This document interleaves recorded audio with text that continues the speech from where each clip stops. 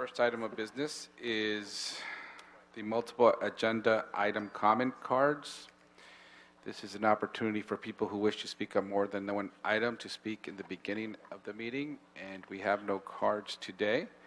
So we will move to item number 1, the report from Director of Planning, Mr. Bartoni. Welcome, Mr. Bartoni. Thank you, Chair Weezer and members of the Planning and Land Use Management Committee. Real quick, we are only have just a few announcements. We're in the process of updating our open space element to the general plan. We had some meetings this past week, and we'll be having 2 more events we'll be hosting in the next few weeks, one on Saturday, October 21st in South Los Angeles, and one on Wednesday, October 25th in East Los Angeles. We really invite everyone who's interested in open space and how do we kind of preserve and maintain and maybe expand those opportunities to the city to please come get involved and show up to one of the meetings, email us, talk to us. Another thing is, as you know, on May 1st, we opened up a development services center in West Los Angeles, our first new planning office in 30 years.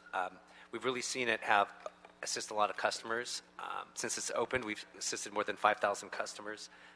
So that's a really that's a lot of foot traffic for a very brand new development services center. So we're really excited about both the service that we're able to provide folks, the expanded service, but also the ability, the fact that we've been more accessible to another part of our city and more communities. So we actually are doing surveys for people who come in to say, if you weren't to come into West Los Angeles, where else would you go? So we're trying to get a sense of where to go, because one of my goals is to see if we can expand that further, our development services through the city. So with that, I conclude my report, and I'm happy to answer any questions. Great, thank you. And it was great to see you at Ciclovia on Sunday. How was it? Oh, it was. Of course, it was the best. Absolutely. It's always good when it goes down Broadway, right? Yes. Thank you. And any other questions for our director, Mr. Blumenfield? Yeah, just a comment. I wanted to thank Mr. Bertoni. We had a situation where there might have been a planning commission or lack of a planning commission in the valley for through the end of the year, just because of various scheduling issues. And when we pointed that out, you guys were very quick to fix that. And my constituents and all the 40% of the people who live in the valley are appreciative that you're able to get one in before the end of the year. So thank you for doing that. Absolutely. We're always trying to make sure we can provide services throughout the city, especially the valley, which is, as you mentioned, 40% of our city. So we're happy to do what we can there. Okay. Thank you. Next, any other questions or comments? Okay, we will receive and file this item. We've been joined by Councilmember Marquis Harris-Dawson. So item number 2, that could be read into the record, please. Sure. Item 2, Councilman, this is a report from the mayor relative to the appointment of Ms. Heather Rossman to the West LA APC. Thank you. Is Ms. Rossman here?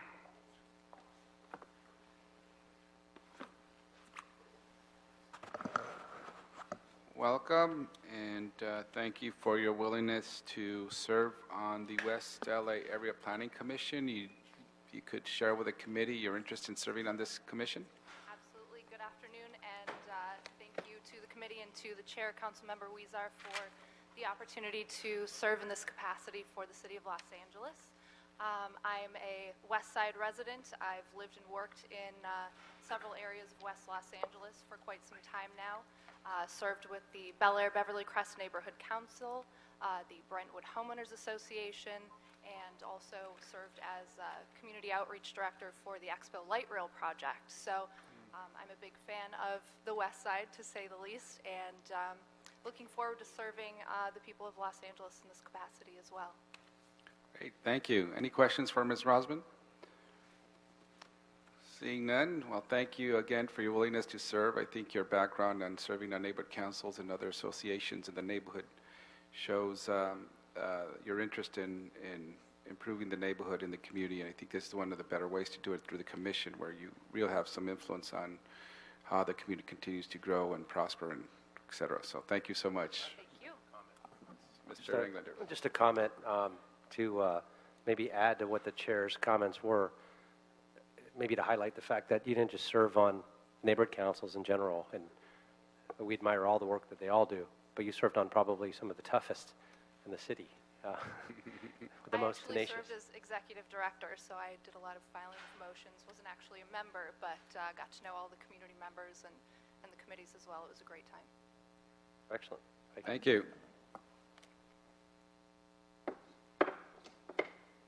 I know who I am. I kept reading Weezer there, so. Okay.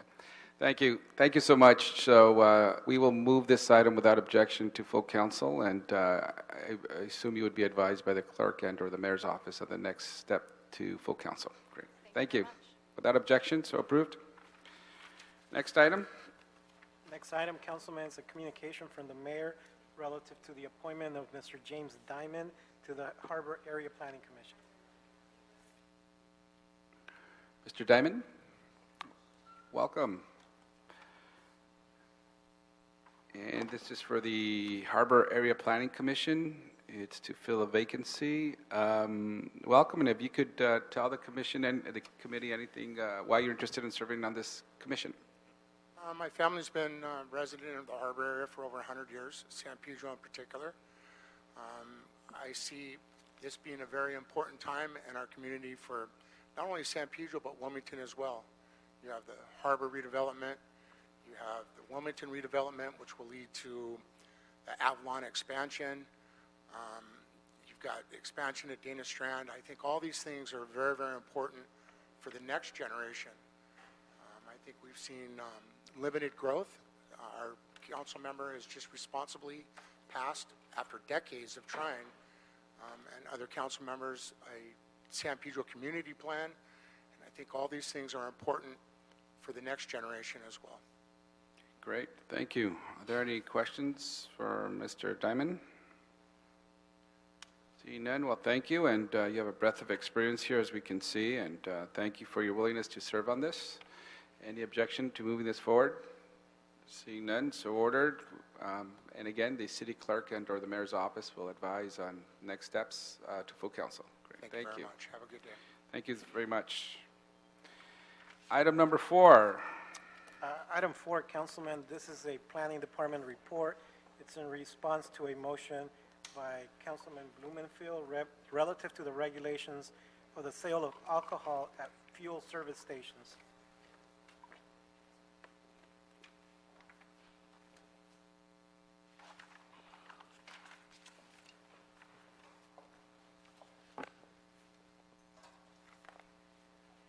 Good morning, Councilman. Robert Duenas, LA City Planning. I won't go over the entire motion, but in summary, the motion was to how the department is addressing alcohol sales through our conditional use process as it relates to service stations. I know historically in the past, our department has worked independently of ABC in applying conditions of approval. Over the last 2 years, we've held meetings with city attorney, building and safety, our department, and other agencies to try to coordinate our efforts on how best to regulate these uses. We've come up with some common ground.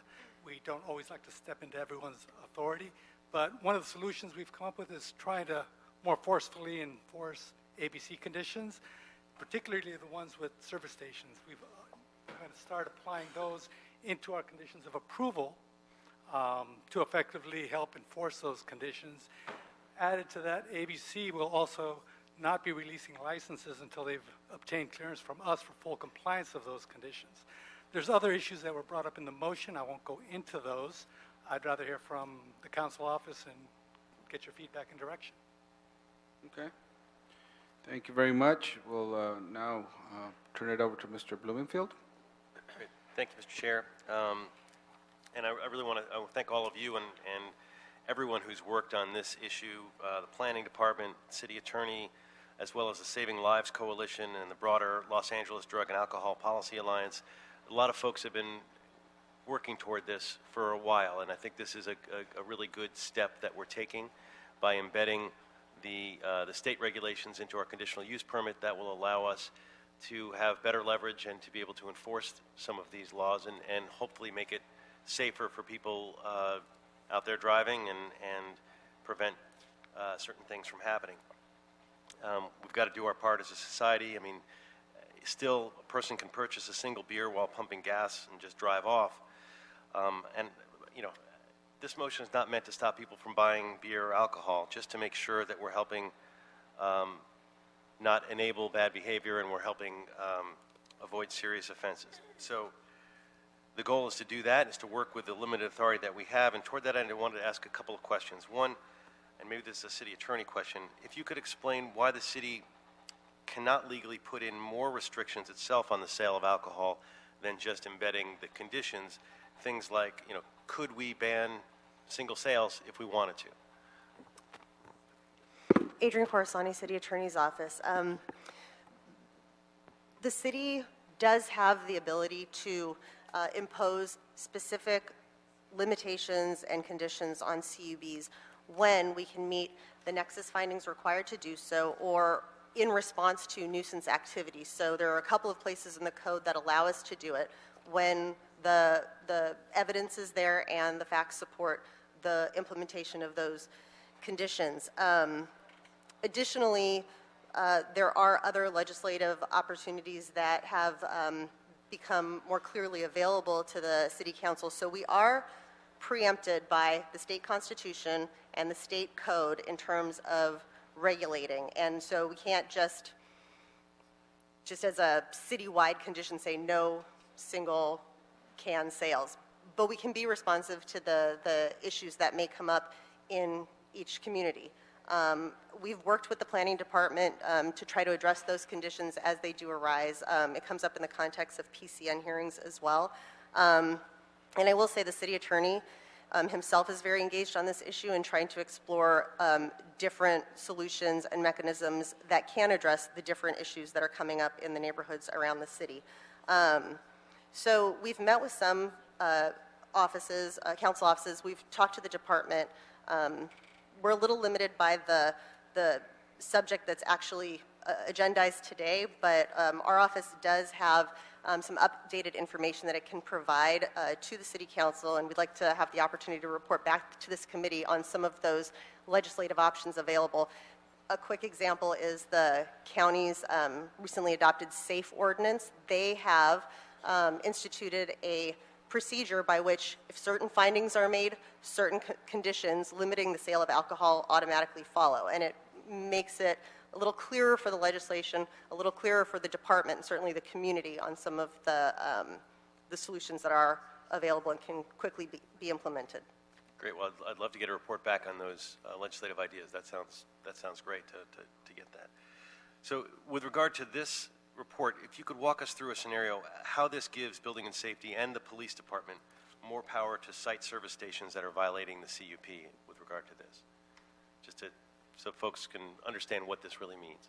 Well, first, it's brought up the awareness that it is a concern of the council and a concern for the communities. To walk you through a simple scenario, conditional use would be issued to a service station that wants to sell alcohol. Obviously not serve it, just sell it. Those conditions, we've kind of standardized the bulk of them to apply citywide. Unique ones would be developed in cases where there's a unique circumstance. Special concerns might come up. They will be applied. The other 6 conditions from ABC would also be embedded into our conditions of approval. If the Building and Safety Department receives a complaint or the Police Department receives a complaint, they're required to have those conditions on site. And at that point, the Police Department can go through those conditions and see if there's any violations. They're pretty black and white conditions. We don't want to write vague conditions. Building and Safety wants them cut and dry to easily enforce them. The department then, Police Department, could write a citation. Building and Safety could write a citation. ABC has already requested that we direct those citations to them once they're written. They'll hold those in their files. When their licenses come up for renewal, ABC licenses, they'll be able to consider those and have a list of violations on board. Previously, they didn't have that. So that's a new level of collaboration that we're Yes. with. Hi, Charlie Roush. I'm the Interim Chief Zoning Administrator. One of the reasons that it's be rather handy to include some of those conditions, such as placement of alcohol in your building, advertising and the depth of advertising, lighting of your of advertising and the like. That's something the Department of Building and Safety can enforce. The sales by a person, whether he's under 21 or not, is a little more difficult for them. Usually that happens in the late hours, but some of these concrete building type things, those they can enforce, and they're not just buried in the ABC conditions, which they don't normally see. And I'm assuming will this apply to convenience stores as well, or is it just the service stations?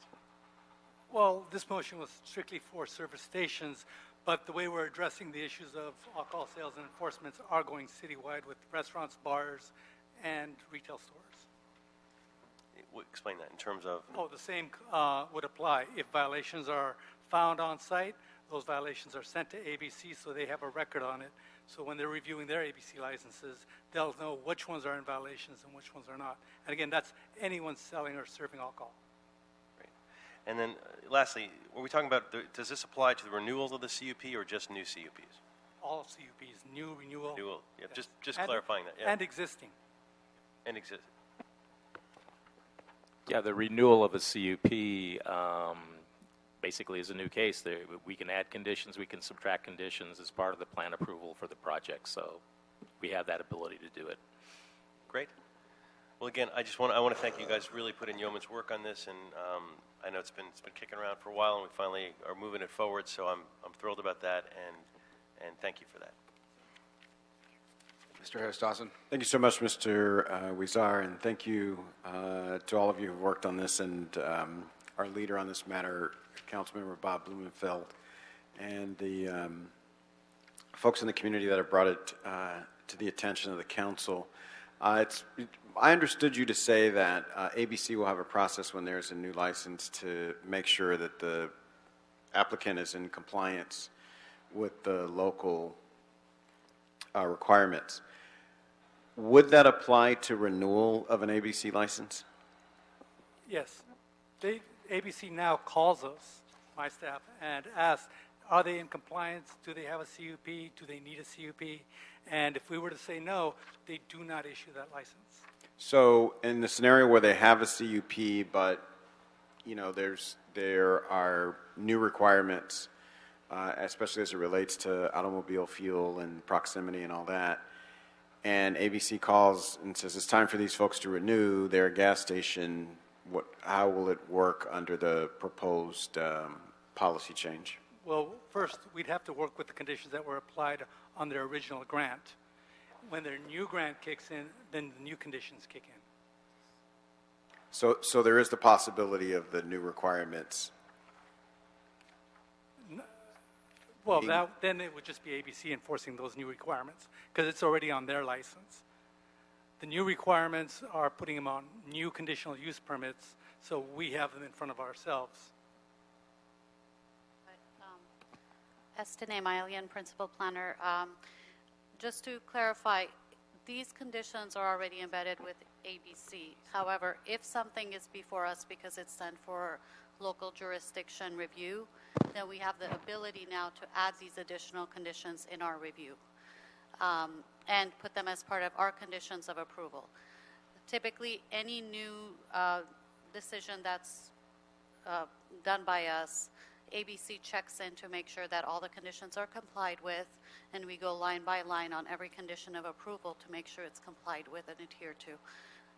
However, there may be a case where a renewal might come up and their entitlement is still active and it's good and it's vested, in which case, even though we won't issue a new letter, these conditions would still be enforced by ABC through their process. Got it. Thank you so much. Great, thank you. We'll now go to public comment. Oh, Mr. Price. Thank you. Thanks for your report. Just a couple of quick questions. I know of one location, maybe two, in the 9th District where alcohol is being sold. I was kind of flabbergasted initially. But any idea of how many there are in the city total where this takes place? How many gas stations that are selling alcohol? How many? No, we don't have that information. We could come back with it, but we Pardon? don't have it on hand. We don't have that information here. How can we get that information? We can come back with that information. That would be helpful. At least I'm curious in District 9 if no one else is curious. And the station I was at, I asked him about the sale, and he indicated they didn't sell anything after 7. So was that an ABC imposed requirement, or was that a planning I'd have to look at the individual case as to why they don't sell after 7. Could be that the store just closes. It could be that ABC No, put the a store's open limita- 24 hours. The gas station is It 24 hours. most likely is that ABC put that limitation in, or it's a very old conditional use that hasn't expired. But Well, I'm glad that we are focusing on it. Appreciate your attention to this, member Blumenfeld. You know, it's not a direct correlation, but I think we got to be sensitive to sales of alcohol and gas. And at least hours of operation is an issue, but also the type of sales. So I'm glad we're looking at it. And I look forward to getting that report on the number of stations citywide that are subject to both sales, rather alcohol and gas. Thank you. Thank you. Any other questions? Okay, we'll now turn to public comment. Brenda Villanueva, Veronica De Lara, and Sarah Cooley. If you could please come up to the podium, you each have 1 minute to speak.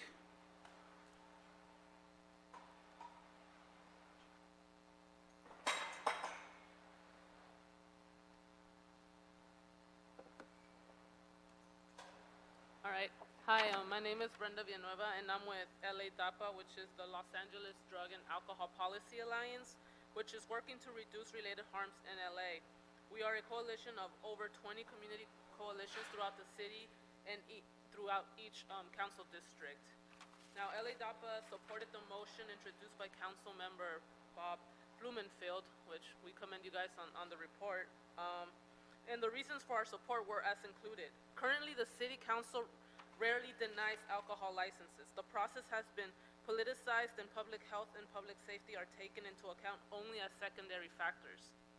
The City Attorney does not currently enforce local conditions that regulate alcohol under the CUP, and this decision leaves communities with no safeguards. The cost to LA County and City due to alcohol-related factors is estimated by Alcohol Justice to be at $2 billion annually. The report is a great start, but we are here today asking Plum to do more to protect our neighborhoods from gas station alcohol. Thank you. Thank you.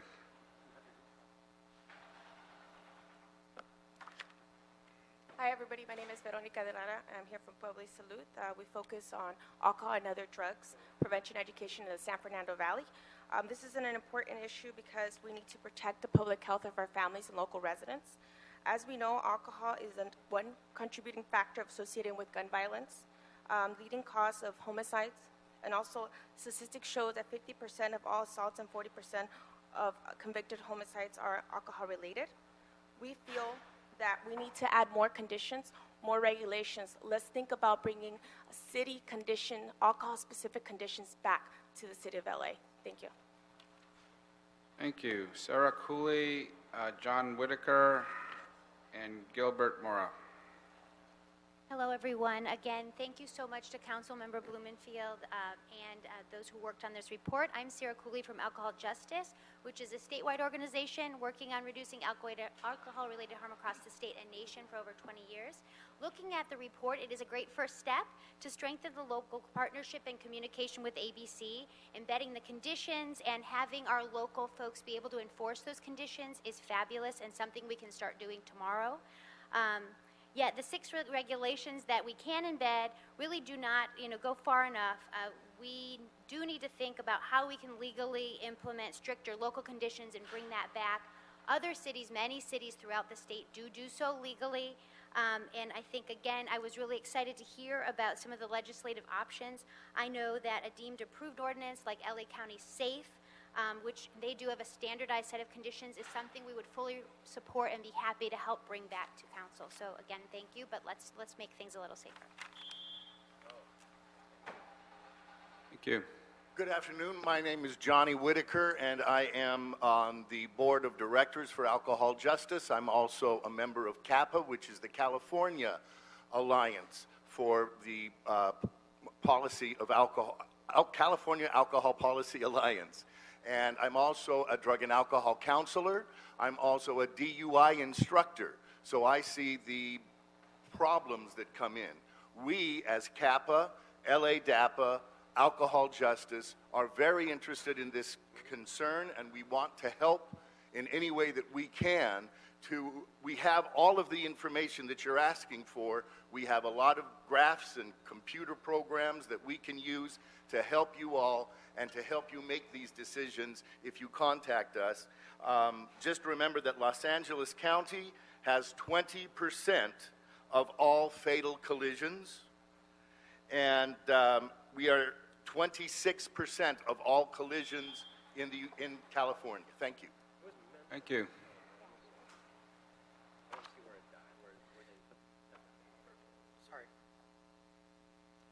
All right, so my name is Gilbert Mora. I'm also with LADAPA and Behavioral Health Services in Hollywood. Like they stated, we do have this information already. We have extensively researched this conditions, motion / change in policy by the city attorney. And unfortunately, you know, it kind of removed alcohol-specific conditions requested by LAPD, by neighborhood councils, by all these different people, and they have no grounds for it. All other municipalities in the state actually do these kind of conditions. And like she said, LA County is doing it again. So for us to not be one of those cities that do it kind of seems to make us the outlier. And since we're the largest city in the state, it probably causes a lot more problems than it should. So, you know, all we want is for us to go back to pre-2012 where we actually were able to do this. Great. Thank you very much. Mr. Blumenfield, anything else? I think it's a good step in the right direction, and I urge adoption. Thank you. Okay. Well, I believe this is a report. No, should we should we receive and file the report, or should we move the report? I think we're moving the report, adopt the recommendations. In order to embed this, we need to adopt the recommendations. Okay, so we'll move it to full council. Okay. Any objections? There were additionally 2 requests, Councilman. I don't know if you want to embed those in the committee report. One was Councilman Price wanted the data citywide, and he was interested in CD9 as to the number of establishments. And I think Councilman Blumenfield wanted some legislative information from city attorney. Okay, we'll move that, we'll incorporate that into the motion. Any objections? Seeing none, so ordered. Thank you. Thank you. Thank you. Item number 6. Item 6, Councilman, this is a CEQA appeal. It's a report from the East LA APC relative to an appeal filed by the Barry Knolls CEQA Alliance. It's for 5 single-family homes located in Mount Washington. Welcome. If staff could give a brief presentation on this item, please.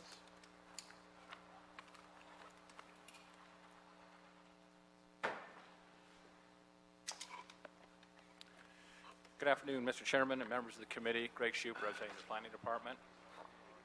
What I'm before you is an appeal of the mitigated negative declaration adopted as part of the approval process that resulted in the construction of 5 single-family homes on 5 legal non-conforming as to area record lots located in the Barry Knolls Canyon. Both the Director of Planning and the East Los Angeles Area Planning Commission on appeal determined that the initial study and resultant M&D fully analyzed any potential significant direct or indirect environmental impacts on the environment that may occur from the development of these 5 homes. We prepared a comment. We responded to comments. The Area Planning Commission looked at the same issues that were brought up today on this appeal, and I'm going to briefly go through those issues. Cumulative impacts. There's concern from eventual development of the remainder of the legal record lots along Barry Knoll Drive. The initial study did analyze the cumulative impacts of future development and found that there were no impacts that could not be mitigated. Land use impacts. This is a similar argument that the committee has heard regarding CEQA appeal for 5 lots on Ganymede. That allowing the construction of single-family homes on legal, non-conforming lots as to area and width violates the general plan and therefore is an impact under the land use section of CEQA. However, under the city's threshold, there's only a potential impact on land use if a general plan amendment is being proposed or a significant plan change is being proposed, not because you've downzoned and downplanned to be consistent with the general plan. Section 120701 of the LMAC allows the construction of a single-family home located on a record lot in the RE11 zone. A full EIR is needed. The initial study determined that all impacts of the project would be mitigated by the mitigation measures imposed in adherence to the regulatory compliance measures found in the city and state codes. Therefore, since everything is being mitigated, EIR is not necessary. Emergency vehicle access. This is a very common issue and complaint due to the narrow roadways up in the Mount Washington area. The unimproved portion of Bernal Drive will be required to be fully improved by the Bureau of Engineering and the Fire Department in order to obtain the necessary building permits. The appellant is arguing that the restricted access will create a traffic issue and emergency vehicle issue. However, CEQA considers the hillside street system, its current system, to be part of the baseline conditions. An environmental impact is only created if the 5 homes will exacerbate the access problems. On contrary, they will not exacerbate them. They will actually improve the roadway to allow further fire trucks to move in through the canyon. The number of vehicle trips in the 24-hour period of the 5 homes would be approximately 33 trips in a 24-hour period, which is not considered significant. The roadway in front of the proposed, as I stated, will be required to be improved, and the project has a required 20 feet of access from the driveways to the boundary of the hillside area as required by the baseline hillside ordinance. Wildlife. As stated in the initial study, the project site has no known value as habitat for endangered, rare, or threatened species. Thus, the project would not have the potential to contribute to any impacts related to migratory wildlife corridors. Wildlife such as raccoons, coyotes, skunks, and other common wildlife that may populate the area are not considered to be sensitive or special status species, according to the Department of Fish and Game or the U.S. Fish and Wildlife Service. None of the common species listed by the appellant are endangered species. And lastly, the trees. Black walnuts. There are 21 black walnut trees on the 5 properties total, based on the tree report. Only 4 trees will be removed to accommodate the construction of the 5 homes. The city's protected tree ordinance requires a 2-to-1 replacement for the removed trees. Therefore, for every 1 walnut tree removed, there will be 2 planted.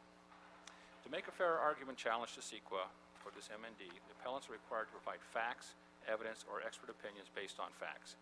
That the construction of these 5 homes on legal record lots will have a significant impact on the environment that cannot be mitigated, and therefore the applicant must prepare an EIR. The applicant has not provided the appellant has not provided the necessary facts, evidence, and or expert opinions based on facts to make a fair argument. I'm here for any questions, committee. All right, thank you very much. Are there any questions for our staff at this time? Mr. Gabaldon from CD1, do you wish to speak now or at the end of the comment period? After? Okay. Yes, sir.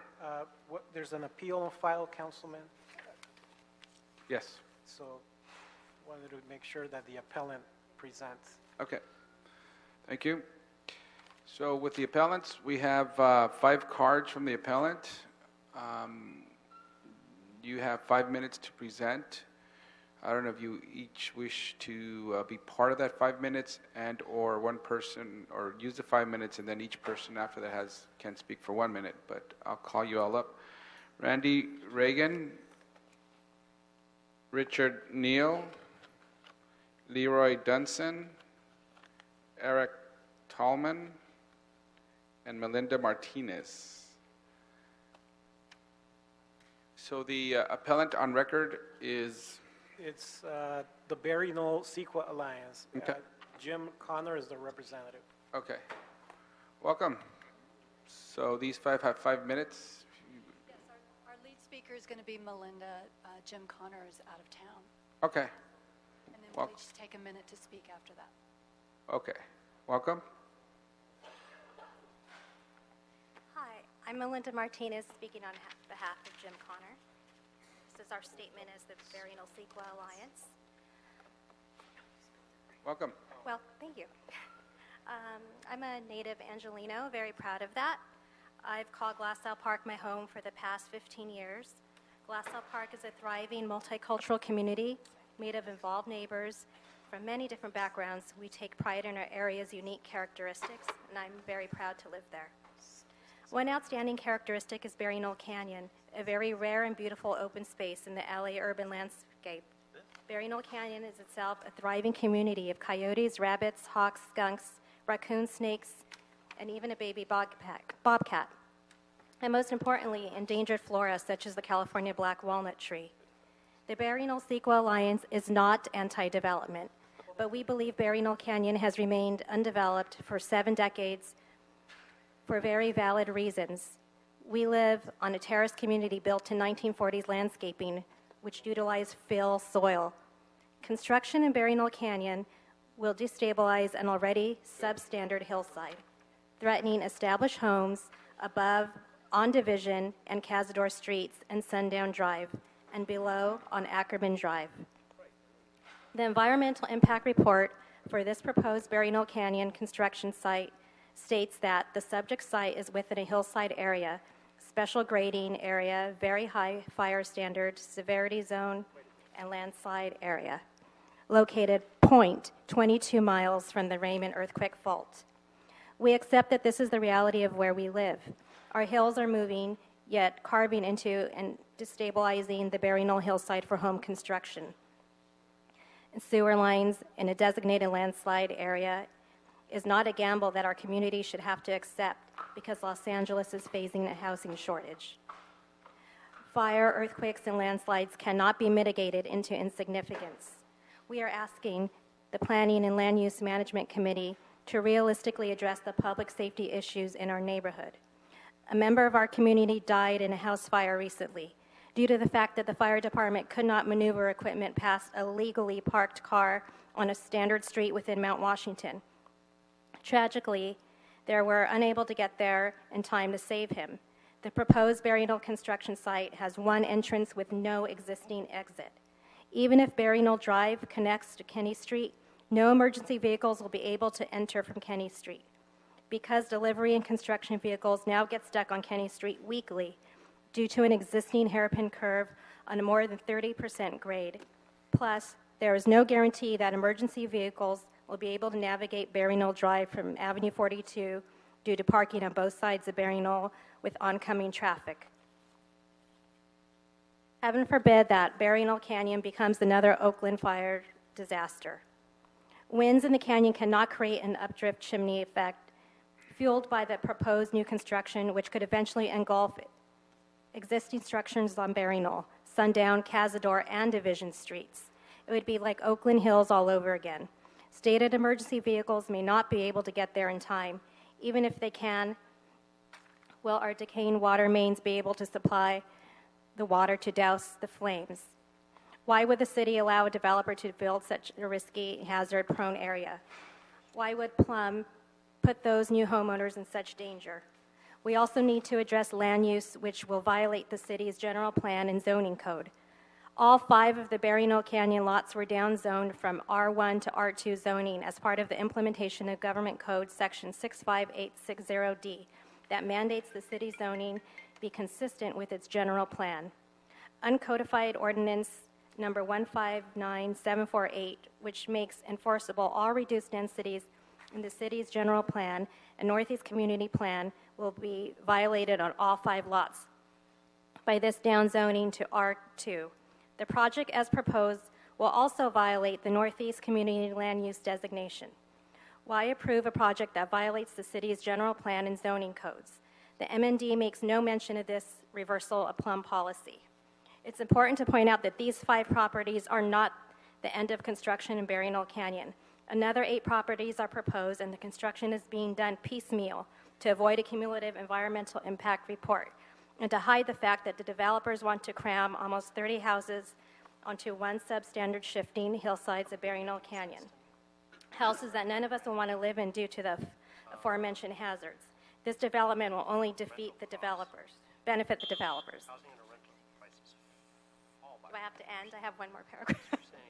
You could just finish the next sentence, Okay. or we have to be fair to everyone here.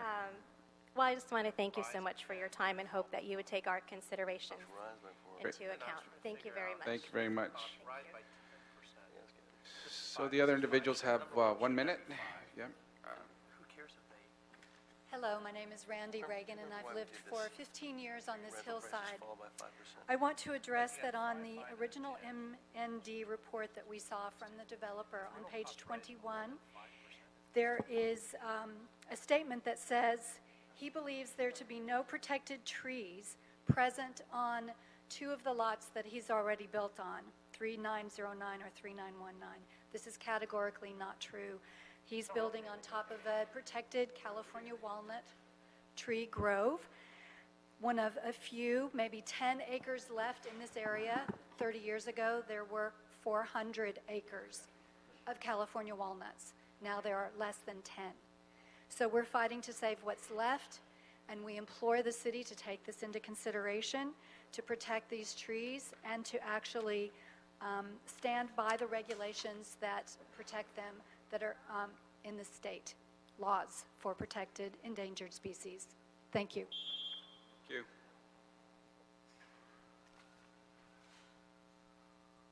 My name is Leroy Dunson. I've lived in the Glassell Park, Mount Washington area for 29 years.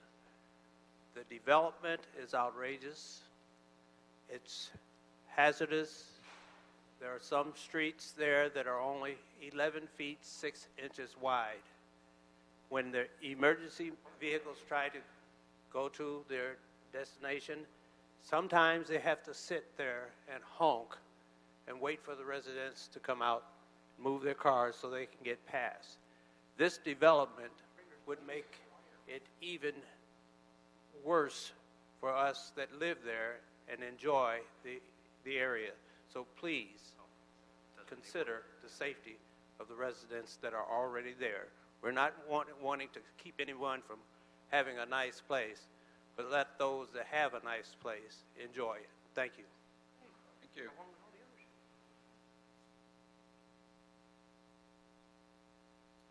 Hi, my name is Eric Tallman, and I'm a part of the Barry Knoll Sequel Alliance. One of the major headlines that are dominating the news today are about the fires that are in Northern California and the Canyon Fire in Anaheim. Over 1,500 structures have been lost in Northern California, and 12 people have died, and thousands have been evacuated in the Canyon Fire. It calls attention to a very urgent issue that applies to these proposed 5 houses and another 8 that are under consideration on Barry Knoll. Barry Knoll Drive and the hillsides around it are designated very high fire severity zone as noted in the MND. A 20-foot wide hillside street is considered standard in the hillsides, but it is not truly sufficient for major emergencies and evacuation. People constantly get stuck when vehicles are parked incorrectly. It impedes evacuation. It impedes emergency access. I don't think a 20-foot street is sufficient for this development. I think it needs to be larger, and therefore it is in violation of secret, in my belief. Thank you. Thank you. Hi, my name is Richard Neal. Thank you for hearing us. I've been living in the area for almost 18 years. The Barry Knoll CEQA Alliance has tried to come up with an alternative project proposal which would satisfy the developer as well as our community. Will the developer and community be satisfied with only 3 houses instead of the 5 proposed? Probably not. Would the developer be satisfied if the property was purchased and turned into open space? We hope so. We are looking into alternatives. The Barry Knoll Sequel Alliance believes that some vacant spaces remain vacant for very good reasons, shouldn't be built upon or developed. We will have entered many of these reasons into the administrative record as to why Barry Knoll Canyon should remain open. This is our community. We live here. We walk through Barry Knoll Canyon daily. Over time, we have witnessed the natural shifts and movements in the hillsides and trails. We have experienced firsthand the ever-changing substandard hillsides of Barry Knoll Canyon. We hope you listen to us. We hope you consider our appeal as valid and born out of true concern for preserving, not destroying, the urban landscape of LA. Thank you. Thank you. All righty, now we'll hear from the applicant, Liz Heron. And after Liz Heron, we have about 4 or 5 other cards. As the applicant, you have 5 minutes. Thank you. Welcome. Okay, so I'd like to share my time here with Mr. Kushi. So I'd just like to counter a few points, and I'd like to discuss this project. There's 5 properties under consideration. And very careful consideration has been put into the design of these projects. It's in a hillside community. So hillside communities, since I've been designing architecture in hills for the last 35 years, takes a certain resonance to the topography, to the landscape, to environmental issues, to designing around trees that are present, trying to preserve as many as possible. On 3 of the 5 properties where we're placing homes, 2 of them have no trees whatsoever. 1 has 1 tree, not anywhere near the structure. 2 of them have trees, are quite treed, and we are having to remove 1 of the trees and then also try to design around and to preserve the others. It's very important to me to try to be sensitive to the black walnut communities that are present in this community, as I live in this community as well. I think that some of the concerns about fire life safety, hillside safety, access to hillside, well, this development will actually enhance fire life safety for many of the structures in this community. It'll provide access to properties that may not have good access from below to fight fire, and to provide access for emergency vehicles of any kind. So it's very important to look at the balance of what will be brought to this community as well as the disruption that will occur with development. Those impacts have been considered to a non-significant standard by the Environmental Impact Report, and it has been very carefully considered. Also, this canyon, this area, which is part of a canyon area, but we're at sort of the top of the canyon, a bench on the top of the canyon, has been a dump site for debris for many years, probably 30 to 40 years. It's actually quite unstable the way it sits, and it's a drainage course. And right below this area, there's properties that would be impacted with this illegally dumped material that's been sitting there for many, many years. These properties, these new homes that will be placed there, will actually stabilize this canyon. Each of the houses probably have 20 caissons that will be drilled into bedrock down 30 feet. It will stabilize some of this illegally dumped fill and this entire canyon. So environmentally, we are doing nothing much more than enhancing the environment. Thank you. My name is Kiyoshi Graves. I'm the owner's representative. And it's a simple project. We have 5 parcels that are zoned for single-family dwellings, and we're proposing 5 single-family dwellings. Nothing more than that. And as we understand it, there's a housing shortage in the city of Los Angeles, and the owner merely wishes to create more housing in an area of other residential houses. In this case, the city planning department has done their job. They have gone through an extensive study of the project for compliance with secret requirements, has imposed conditions in the mitigated negative declaration, which will be imposed on the project as it moves forward. There's nothing more to see here. What the appellants are attempting to do is deprive other people of a property right which they already hold. They have entered the castle and are trying to pull the drawbridge up behind them. But unfortunately in America, we recognize the right of private property owners to develop their properties within the reasonable restrictions of the governing city bodies. In this instance, these properties have been planned for and designed within those exact requirements. And so to protract this any further would be simply a waste of your time. The city has done their job. The developer has complied with all the requirements that have been laid out for them. As to the trees and wildlife on the site, there are conditions in place to address that in accord with city standards. As to their arguments for cumulative impact or segmentation under the CEQA standards, this is one project under one owner, again, the 5 single-family zone parcels. And finally, as to consistency, this uncodified ordinance, the whole point of that ordinance was to ensure that the maps and general land use designation and zone all lined up. Well, in this case, they do. The map designates a site for very low residential. It allocates RE11 for the sites, and the sites are zoned RE11. It all lines up and is consistent. Thank you. Thank you. Okay, for the remainder of public comment, each public comment has 1 minute. Mark Kenyon, Kiyoshi Graves, Susan Streezer.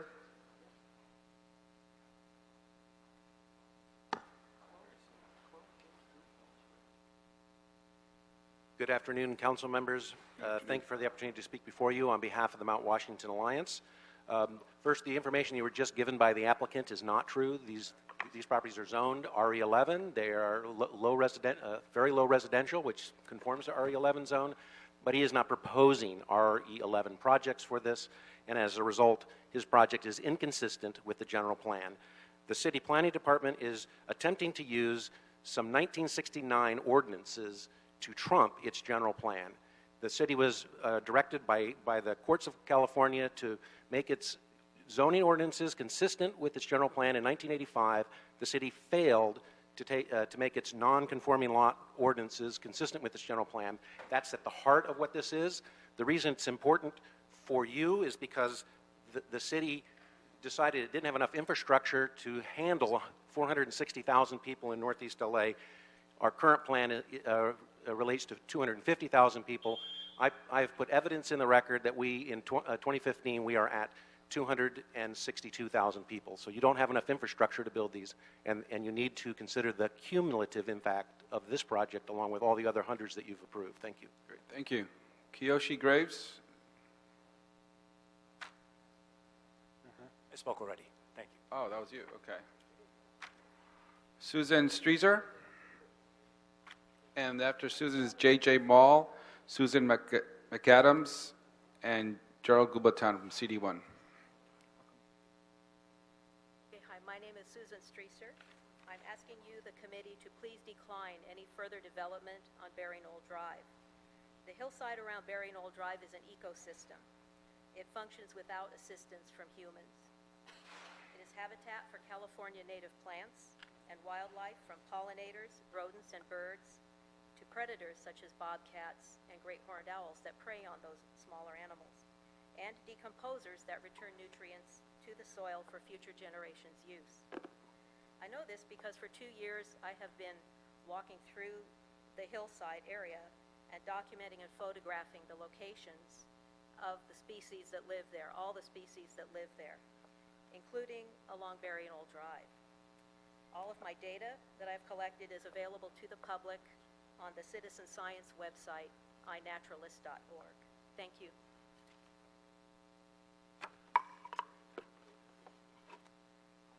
Welcome. Good afternoon. My family's been in Northeast LA for 4 generations, 67 years, so we've seen a lot of changes over the years. And it really comes down to a simple question: is this open space or is this vacant land? It's vacant land, which has a difference. And then that brings one question, and a final question I have is, what's better for the community of Northeast LA? A vacant lot or adding a new family? And that's what a new home does, adds a new family to Northeast LA. Thank you. Susan McAdams. And then Gerald Gubatan from Council District 1.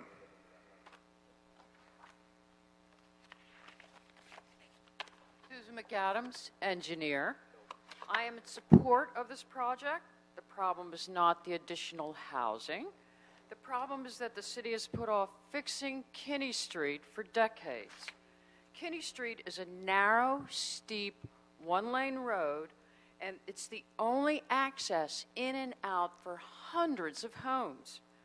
There are also hundreds of trees, wide stretches of dry grasslands. It's all ready to go up in smoke.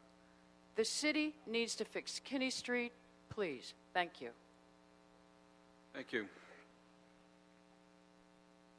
Good afternoon. Gerald Gubatan, Senior Planning Deputy with the 1st Council District. We appreciate the concerns of the community. You know, Northeast Los Angeles is going through its own changes. The market's at work. What were once not considered developable open space properties are now attractive for development. And so we're working within the process and the current general plan and zoning. Our office believes the Planning Department has conducted an adequate analysis of environmental impacts, including extensive responses to public comments on the mitigated negative declaration, also recommending certain mitigation measures as appropriate. We do share the concern around public safety, especially in hillside neighborhoods where the infrastructure may be substandard. So one good example is our office has has identified resources to focus on Kinney Street, which there's broad consensus is a substandard and hazardous condition. We want the private development community to also carry their fair share and proportionate share of enhancing our public infrastructure so that there is adequate access. And so our office concurs that the planning department has conducted an adequate analysis on the CEQA clearance. We would ask the committee to deny the appeal because we believe the environmental review is adequate. We do share concerns around public safety and are working on that front. Thank you very much. Thank you. And to begin the, any questions or comments? This is a CEQA appeal, correct? It's on the... Correct. For us? Okay. The issue of consistency between the application and the general plan, is that before us today? No, it is not. It's not, but I think it's worthy of raising just since some of the public speakers talked about it. What community plan oversees this area? Excuse me, what community planner? What community plan? Northeast. Northeast Community Plan. And when was the last time that was updated? It was updated in 2000. In 2000.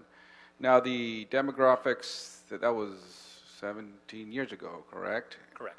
And the demographics, population change, other issues, have they changed in the area for some time now?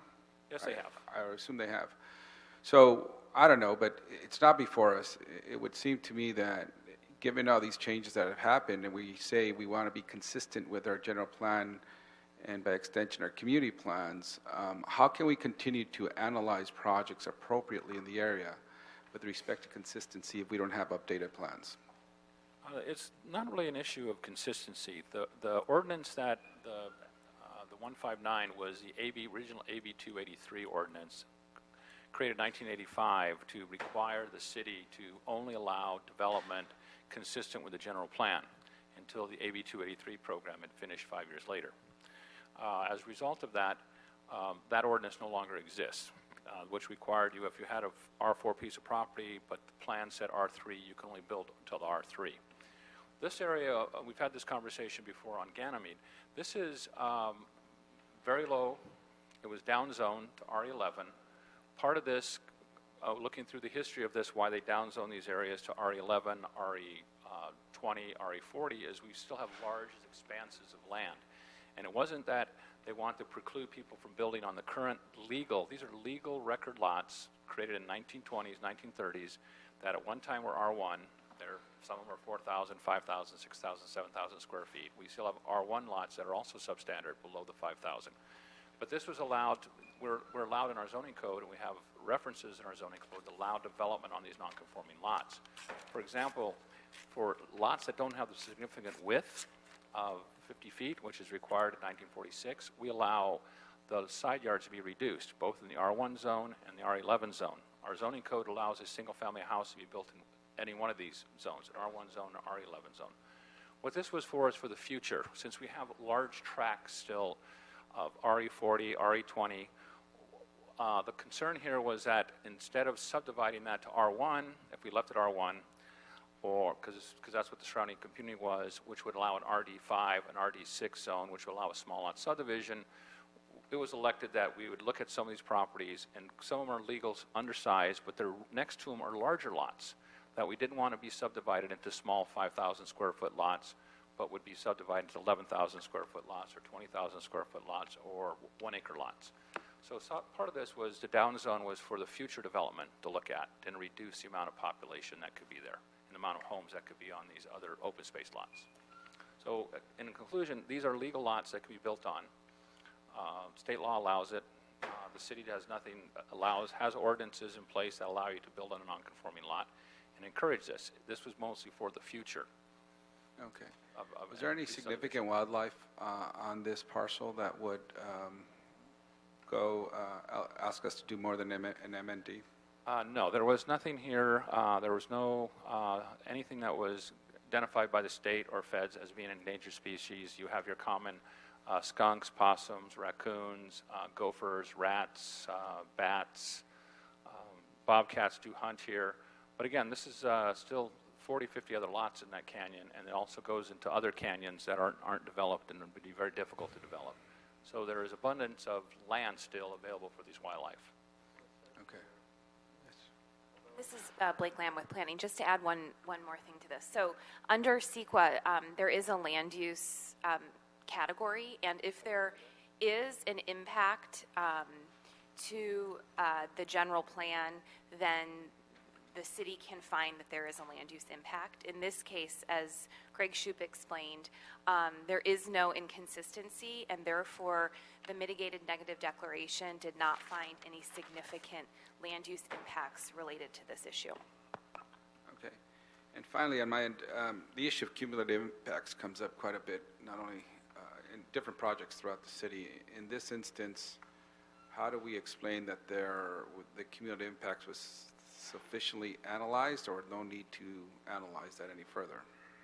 One of the requirements of CEQA is to look at the cumulative impacts. At one point in time, this property, these 5 lots, were part of 18 lots that were owned by one individual.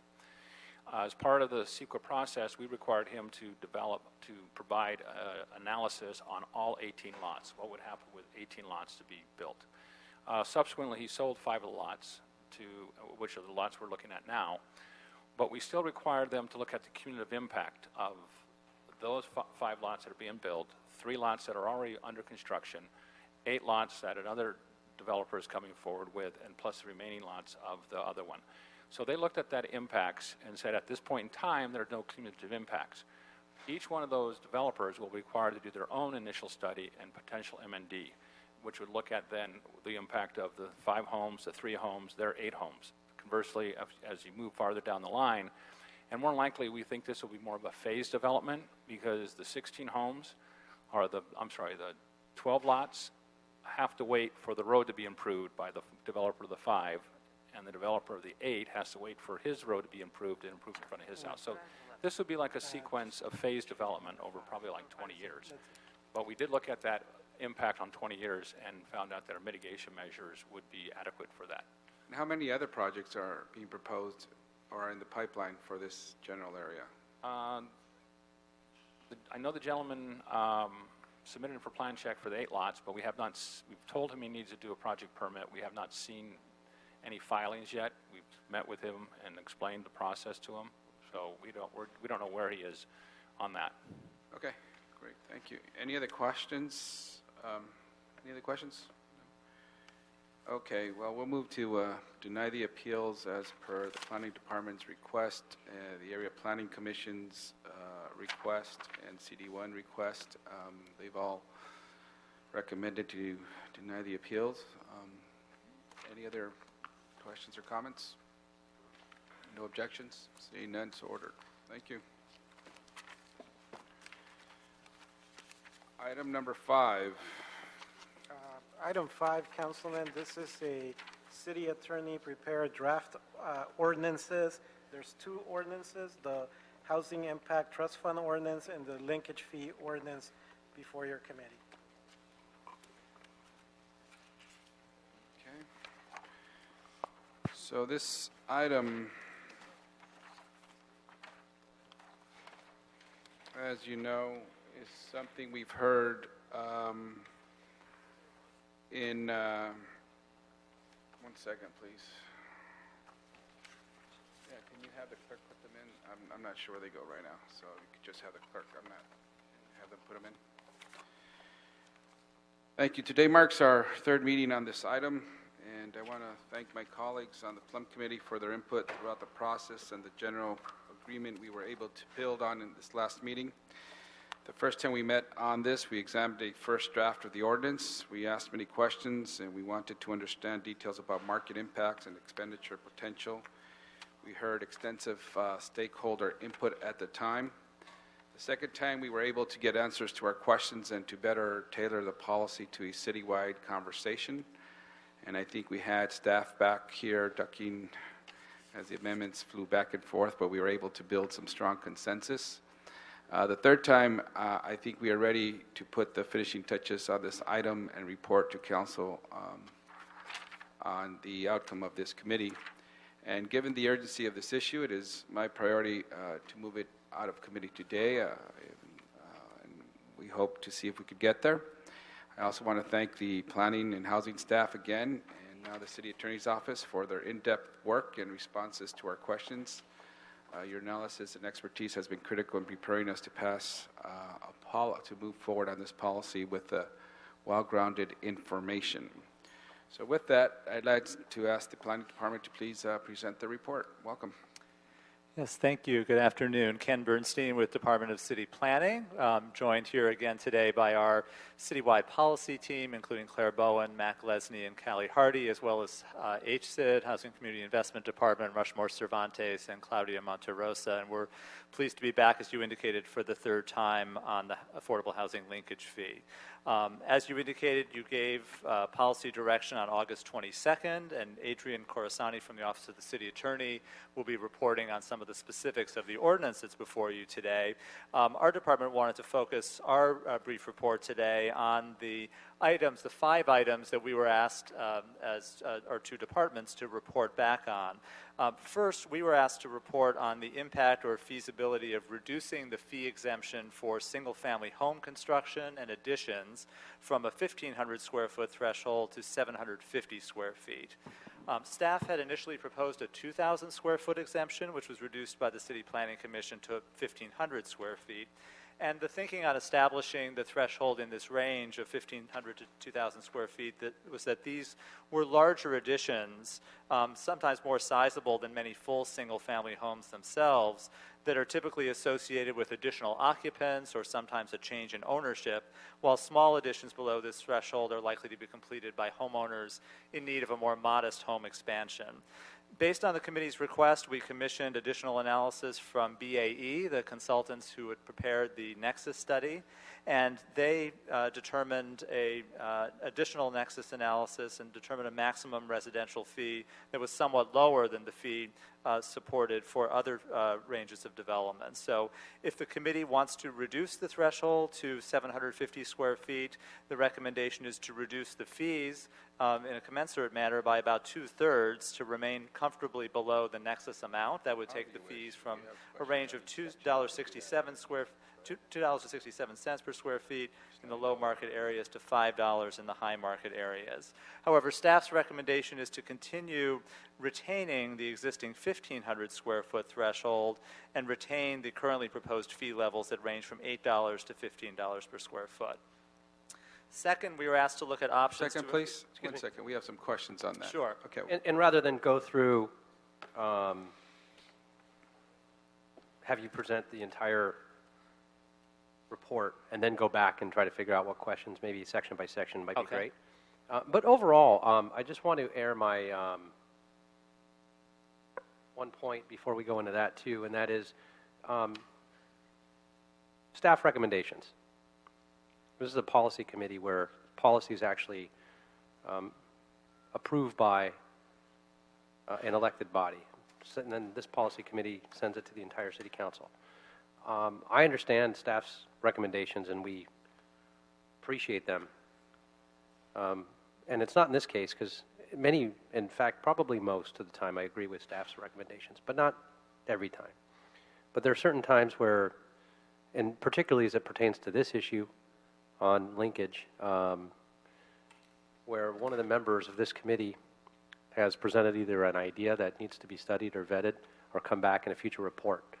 And then simply because the report says staff doesn't recommend it, it's gone and dropped and never brought back up for discussion or converted into some other conversation, which maybe a series of things are dropped, and we'll get into that in a minute, where perhaps it's an oversight committee instead and we'll just pick it up there.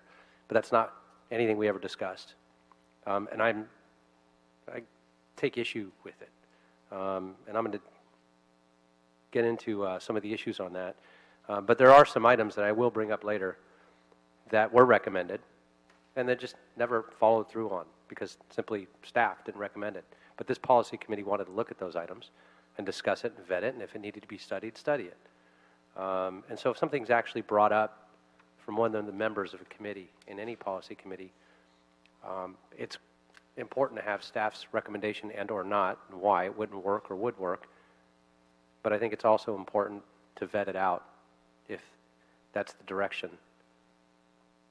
and that's not always the case. In this particular case, I do agree with the 1,500 square feet, but I have a question on it, and that is whether it should be a credit for the first 1,500 square feet. And I think that's the way we should go about. That would be my recommendation in going about doing this. I think it's unfair and too complicated. If somebody were at, for example, 1,550 square feet, they should pay the difference of the 1,500 or the 50 square feet for going over 1,500, but not 1,550 just because they exceeded the 1,500. So the language should be very simple, clear to understand, and it should be a credit given for up to the first 1,500 square feet, period, because that's what we're trying to obtain. But it's not clear, and maybe that's what this does, but it doesn't say that. And I think one of my other colleagues had recommended on this specific item that if it is over the 1,500 square feet, that a covenant be recorded for up to 3 years. So if it's a flip, an investment property, then at the time of sale, it would have to be paid for, that full amount. And I'll bring that up in another discussion on another item. But so if that's the case, I would think a credit up to the 1,500 square foot is clear and simple language that should be considered. It's really all I have to say on that particular one. Was that not, how, we don't get an answer on how is it written, because that's how I read the language as it is, but maybe I'm reading it wrong, so maybe we get an explanation of how you view the language is written. Is it a hard number, or is it basically marginal fees after 1,500? I believe, and City Attorney can correct me on this, that additions of more than 1,500 square feet would be charged the full amount of the fee above that amount. So in other words, if it was 1,600 square feet, they'd be charged for 1,600 square feet, not 100 square feet. Correct. That doesn't make any sense. It's not, to me personally, that's just not logical. If we're going to give an exception up to a certain amount, you just give the exception up to a certain amount. It's almost punitive if somebody's going to go to 1,508. Adrian Corsani, City Attorney's Office. So the numbers are derived from the nexus analysis that was done by the consultant, and they did go back and analyze this again, because the nexus is focused on the impact that's created by the development of the housing. I understand what a nexus is, right. But it also doesn't set the policy. It basically provides a conduit to say how or why we legally can charge some kind of fee. Right. And it's not an issue of 218 or a tax. That's what the nexus study is, but it doesn't set forth the framework of policy to say what we would exempt or not. So it only basically comes up with a threshold of how we would have the ability to charge a fee to begin with. Correct. So the methodology here was pretty specific, again, based on the way the analysis does calculate the impact. So the analysis looked at the demand for services that are required when a property goes up in value. And the value is upon sale. So for instance, if you have a couple living in their home who just finally wants to get that extra room they always wanted, they're not necessarily able to afford more services or put that demand for services out into the community such that we now need to create more affordable housing to address their impact. However, if a person adds a certain amount of square footage, that is what was analyzed in the Nexus study, to their home and sells it, they are now, they've increased the value of their home. They can sell that home for a higher price. The purchaser is in an economic tier where they can afford now that higher valued home. That was analyzed as then resulting in a certain proportion of increased services, and that is what the impact has to address, the increased need for services. So that's why 1,500 was the threshold. I understand the methodology. I don't agree with the entire methodology, and I know that's not what we're really discussing. In other words, just because you have a bigger footprint, that doesn't mean you require more police services or fire services because you have 1,600 square feet added to your house versus 1,500 square feet. In fact, one could argue just the opposite, that there are many places that have very small homes or require much more services. But that's another argument. The issue that I'm having is if we're at 1,500 square feet and we've come up with an arbitrary number, which we did, whether it was 750 or 1,500, a number to say, let's exempt up to a certain amount. Fine. Then there should be a credit up to that amount. Just make it simple. Well, again, the Nexus study wasn't looking at what the extra square footage would require. It's really the value of the home once you add the square footage. So you're not at So the the end. higher price, so the Nexus study looked at the higher price value of a home, saying that the more your home is worth, the more city services you're going to require? The more services you require. It looked at a number of categories: agricultural, construction, medical. There was an entire list, and the units of housing correlated to each category of services. So it's service workers in general, not Right. just government. But the way it's infrastructure. written right now is to exempt up to the first 1,500, but if it's over 1,500, the entire footprint that's added is calculated with linkage. Is that correct? So the addition of and replacement of that results in a net increase of 1,500 is exempt if there is no sale. Or, I'm sorry, beyond that, if there's no sale. Yes, so the first 1,500 are exempt. New construction is exempt if it's 1,500 or below. Right. Then the next category of exemptions looks at what's beyond that. And if you're not then selling the house and resulting in that next economic tier, which creates the increased impact, then the exemption will still apply to you. That's why the covenant was built in, to try to capture the distinction between the homeowner who increases the square Versus an footage investment flip. versus the investment flip. And so with that, you're suggesting a 3-year covenant? That was the suggestion. The departments determined that 3 years would be sufficient, but that's a policy decision on how long that would be. Well, I think they're all policy decisions, but I think the policy decision before us, and I'm fine with 3 years, that's where I'm at. But on the 15-year, on an addition, to me it makes sense that if we're going to that depth, then I would suggest it be a credit up to that amount, and that's what I would suggest to my colleagues. We can do that. We should do that. It still would have a covenant for 3 years if they decided to add on and sell the property. So if they're doing it simply for an investment, it could be somebody that didn't necessarily just buy the property. They could be somebody that lived there for 20 or 30 years, adds 2,000 square feet to simply sell it. So it protects the city in terms of what we're talking about with the covenant anyway. So it makes sense to have a credit up to. So we can move on, but that would be my suggestion. Thank you, Councilman. I just wanted to clarify the point, and just to indicate that the 1,500 square foot threshold, or 750 if the committee chooses to reduce it, applies to both additions and to new construction, replacement of a home and replacing it with a home that's somewhat larger. So in your example, for example, if you had a demolition of a 1,000 square foot home and it were replaced by a 2,600 square foot home, the net increase is 1,600 square feet. Correct. Okay? So under the current ordinance, the fee would be charged on that 1,600 square foot increment.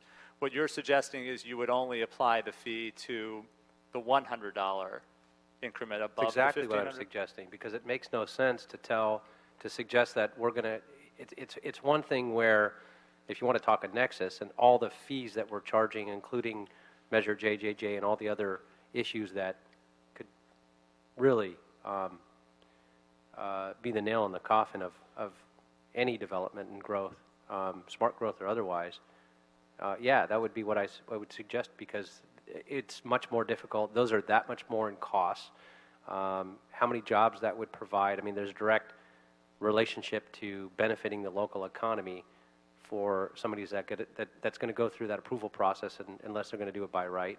Yeah, I'm not sure that this measure, which is really deemed at capturing a new fee for affordable housing, is trying to go after individuals who are trying to improve their local community or their particular residence. And so if you've got a 1,500 square foot exemption now anyway, I'm trying to understand where the department could possibly be coming from and saying, well, if it's 16, let's go after the entire thing. If it's 50 square foot more than what we're willing to give you as a credit or not charge you the linkage fee on the 1,500 square feet, provided that you're going to have a document recorded saying you're not going to flip it in 3 years, then I'm trying to understand why you would go back and capture it if it were anything more than, and not just the difference or the gap. That, to me, doesn't make any sense. I mean, it's not even common sense, quite frankly. I just can't get there rationally to suggest that we're not going to charge you up to 1,500, but the second you go over, we're going to include the 1,500 as well.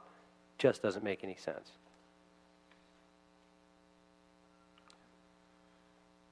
Go ahead.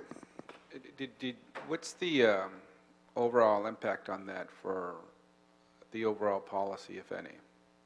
So this is a new proposal, so this is not one that we were able to study the fiscal impact. We would mention that the revenues from additions under the 1,500 square foot threshold are, the total anticipated revenues are 2.8 to 3.4 million on additions and 31 million to 38 million for new construction. Now, under this proposal, this would, taking a credit versus the exemption approach, would in many cases take the lion's share of that revenue away. But we have not done the math since this is a new proposal. But it'll take that away. Okay. All righty. Mr. Chair, on this Mr. item? Blumenfield, yes. On this item, on the first issue was raised by planning. Yeah, I appreciate what Mr. Englander is saying about life is not 0-1. It's everything's on the margin. The larger the increase, the more of an impact it will have.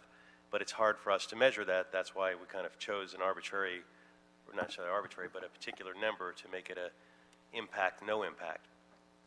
But I guess I would argue if we are going to move to the credit option, which actually appeals to me, that we look also at the impact of the lower amount, the 750 square feet, because then your nexus issue wouldn't be, your complication with the nexus wouldn't occur, because if you're getting credit for the first 750 square feet, then you're not going to run into that nexus problem until you hit after 1,500. Does that make sense? You said the nexus problem is because at that low amount, the cost could be prohibitive.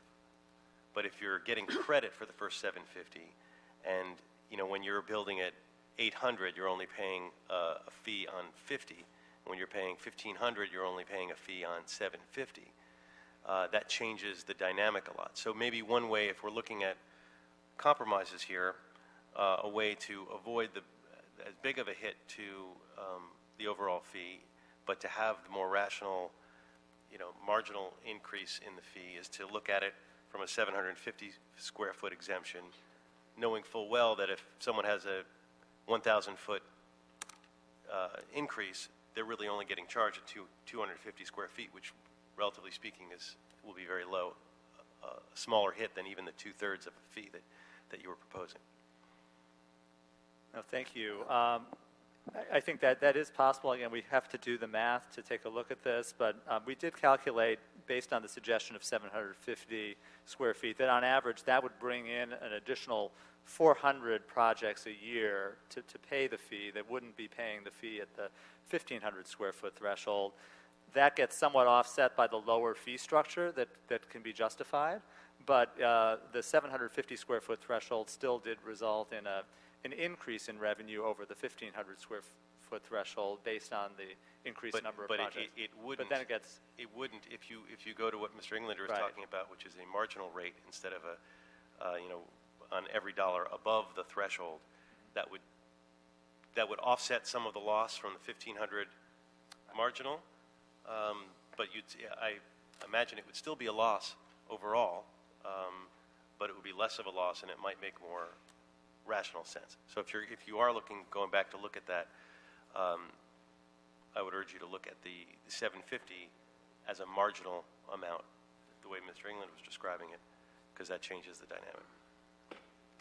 Okay, Mr. Englander? Oh, thank you for that, Bob. What I would say, however you come up with a formula, whatever that number is, whether it's 750 as a credit, and I think your argument on 1,500 made sense to me. So whatever that number is, but it should be just a flat-out credit up to that amount.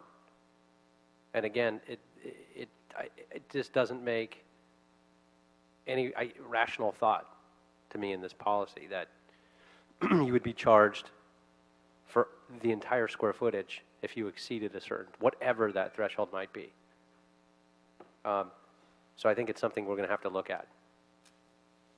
And if it wasn't studied, I really can't figure out why.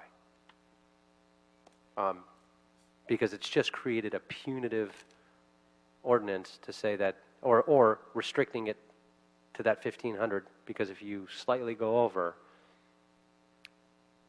well, I think I've said enough on that. So that's where I'm at on that. So I think we're going to have to look at that. Ready to move on to Yes, issue 2? next Okay, issue. the second issue is we were asked to look at options to include fee exemptions for nonprofit organizations, and our report details some options, including using an existing definition of philanthropic institution that's already in the zoning code, or if there's a desire for a more expansive definition that includes all charitable nonprofits, to use federal 501c3 status as the basis. It's important to point out that the ordinance as drafted already does include exemptions for many nonprofit uses, and our departments, both planning and HCID, had some concern that including a blanket exemption for nonprofits might create an incentive for developers to form nonprofit entities for the express purpose of not paying the linkage fee. And it's also important to point out that buildings do shift use over time, but are only subject to the linkage fee at the time that building permits are secured.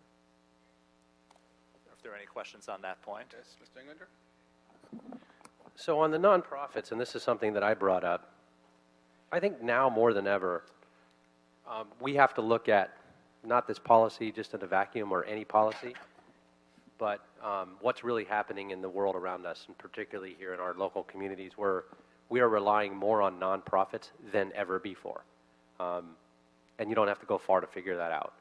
And we have certain definitions of nonprofits here in the city that we've carved out in other departments or for other funds, such as a public benefit, where we've created that for dollar-a-year leases, where they have to show a local direct public benefit to the community, whether it's housing, training, caring for the underprivileged. It can't just be a nonprofit that has been set up, and we scrutinize and scrub those. We do the same thing on the fee subsidies and the fee subsidy schedules that we have. So our code currently has a definition for those types of philanthropic institutions, even in a more expansive definition based on and partnered with the charitable organization of 501c3s. The other possibility to do, and I think this is really important, when we're talking about homeless shelters, food banks, we're talking about after-school programs and intervention programs, drug treatment, mental health programs, which is basically described, I think, my day. That's about all we talk about almost every day outside of this committee. And for good reason, we're in a crisis. And because we need them more than ever, I think the department really could have gone a little further and just saying that was really difficult to define. We actually have definitions that we already use in a vast array of other programs that provide direct public benefit, and we've got to. This has to be part of what we do in setting and looking at any cost to our nonprofit partners. Period. And in fact, we've got in looking at our section 22.547, it specifically says it has been established exclusively to further the services provided by the city. So that's defined already in our LA code, and that's where we give rental for $1 for below market value to organizations where they have to show there's a direct public benefit and it's furthering the services provided by the city. We also have other definitions that say in consideration of the valuable services that we provide to the surrounding communities, and we define what that means. We also go on and further recognize the code section of 501c3 and any other financial information that may be necessary to determine eligibility.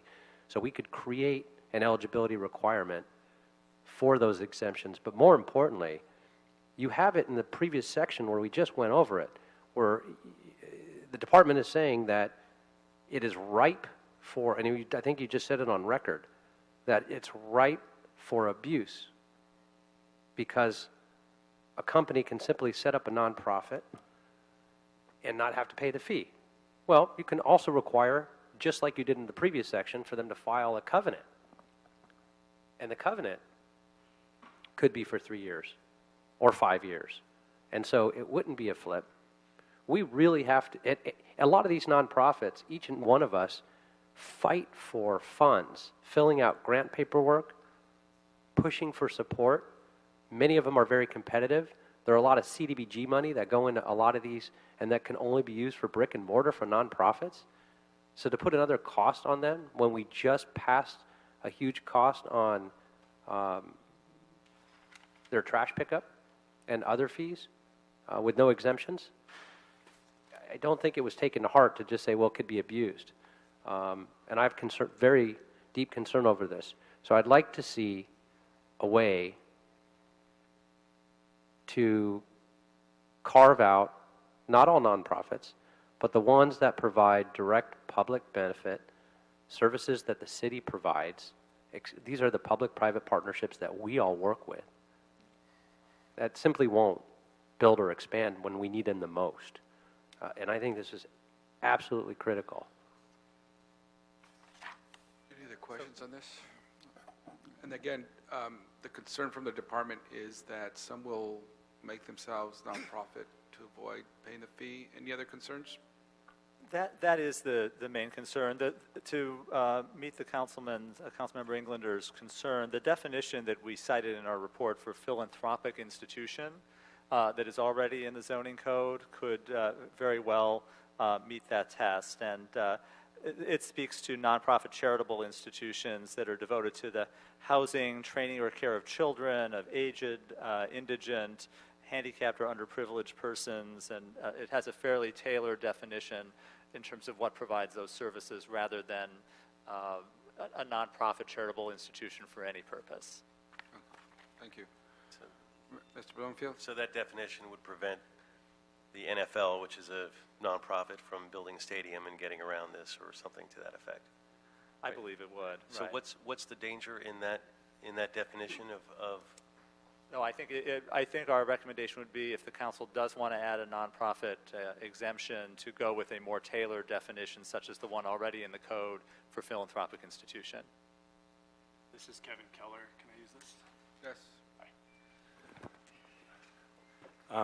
Staff just also wanted to clarify that unlike the single-family home issue, which is a point of sale, which has a covenant to it, still is going to be difficult to monitor, but can be done at point of sale. We just wanted to point out that under any circumstance for nonprofits, once that building is open, that building could transfer uses without permits being issued by the city. That was another concern. Certainly may not be an overwhelming concern, but unlike, let's say, a hospital, which is more purpose-built, it's built as a hospital, it's likely going to remain a hospital. If it's a general office building, it's constructed for a worthwhile nonprofit, there is a less than ability for the city to monitor and ensure that that will remain a nonprofit. A covenant could work, but there's no, a change of a tenant is not a city approval that we grant. Just wanted to clarify that. Yeah, but we're talking about the building, not a change of tenant. And we do have business licenses. We do have, and you're talking about an oversight committee, there still could be a covenant recorded.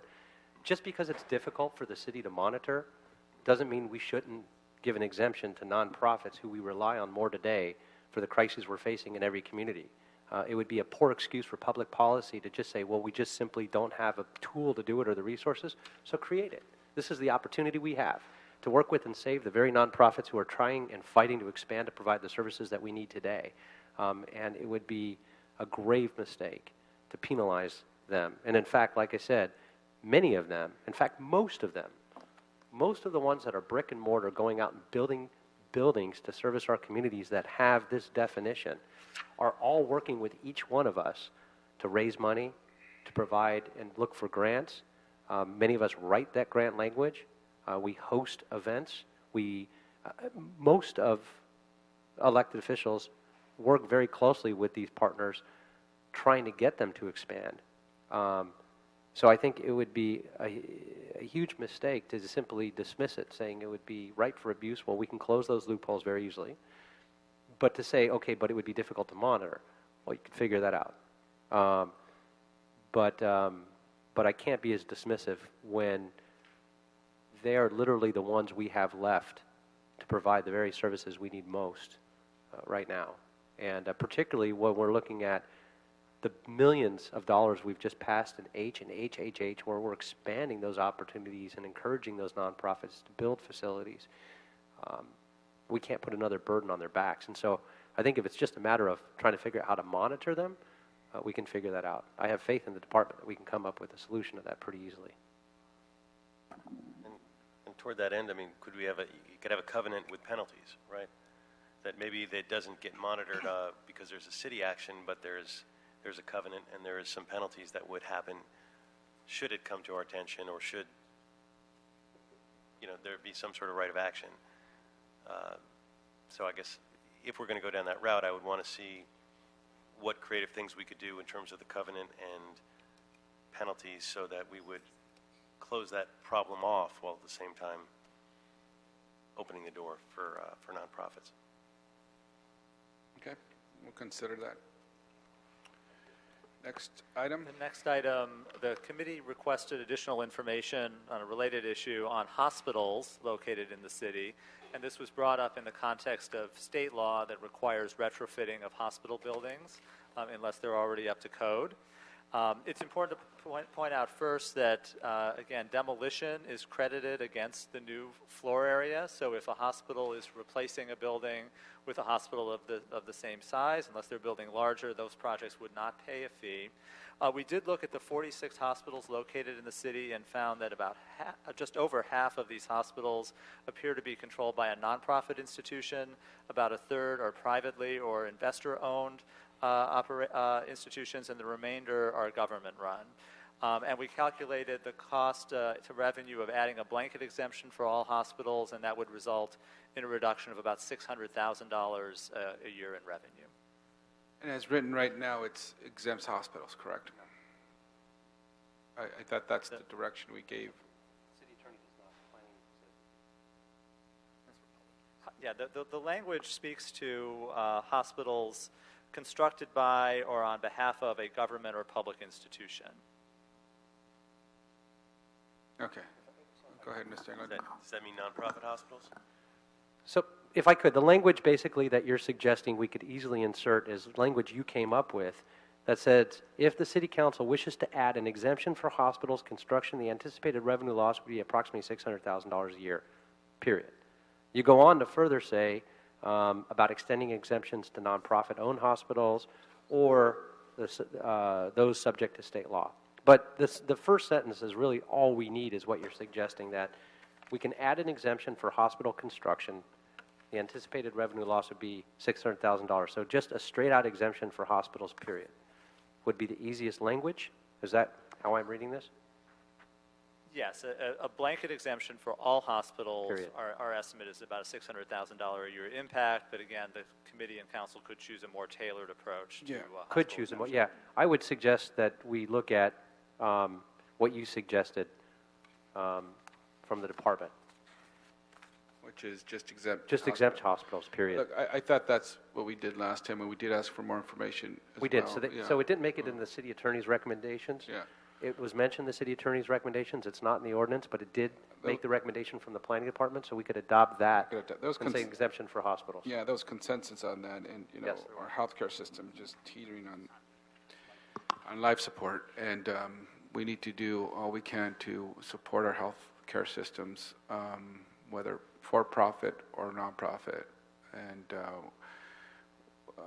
you know, the impact, $600,000 is negligible considering the overall revenue we're getting, and I don't think we should impact our ability to create more hospitals. But there was consensus last time, I thought, so I thought we should have adopted that. Yeah. Is the definition of hospitals pretty well defined? I mean, animal hospitals, I mean, is there a way that this could have a creep, or is there a clear definition?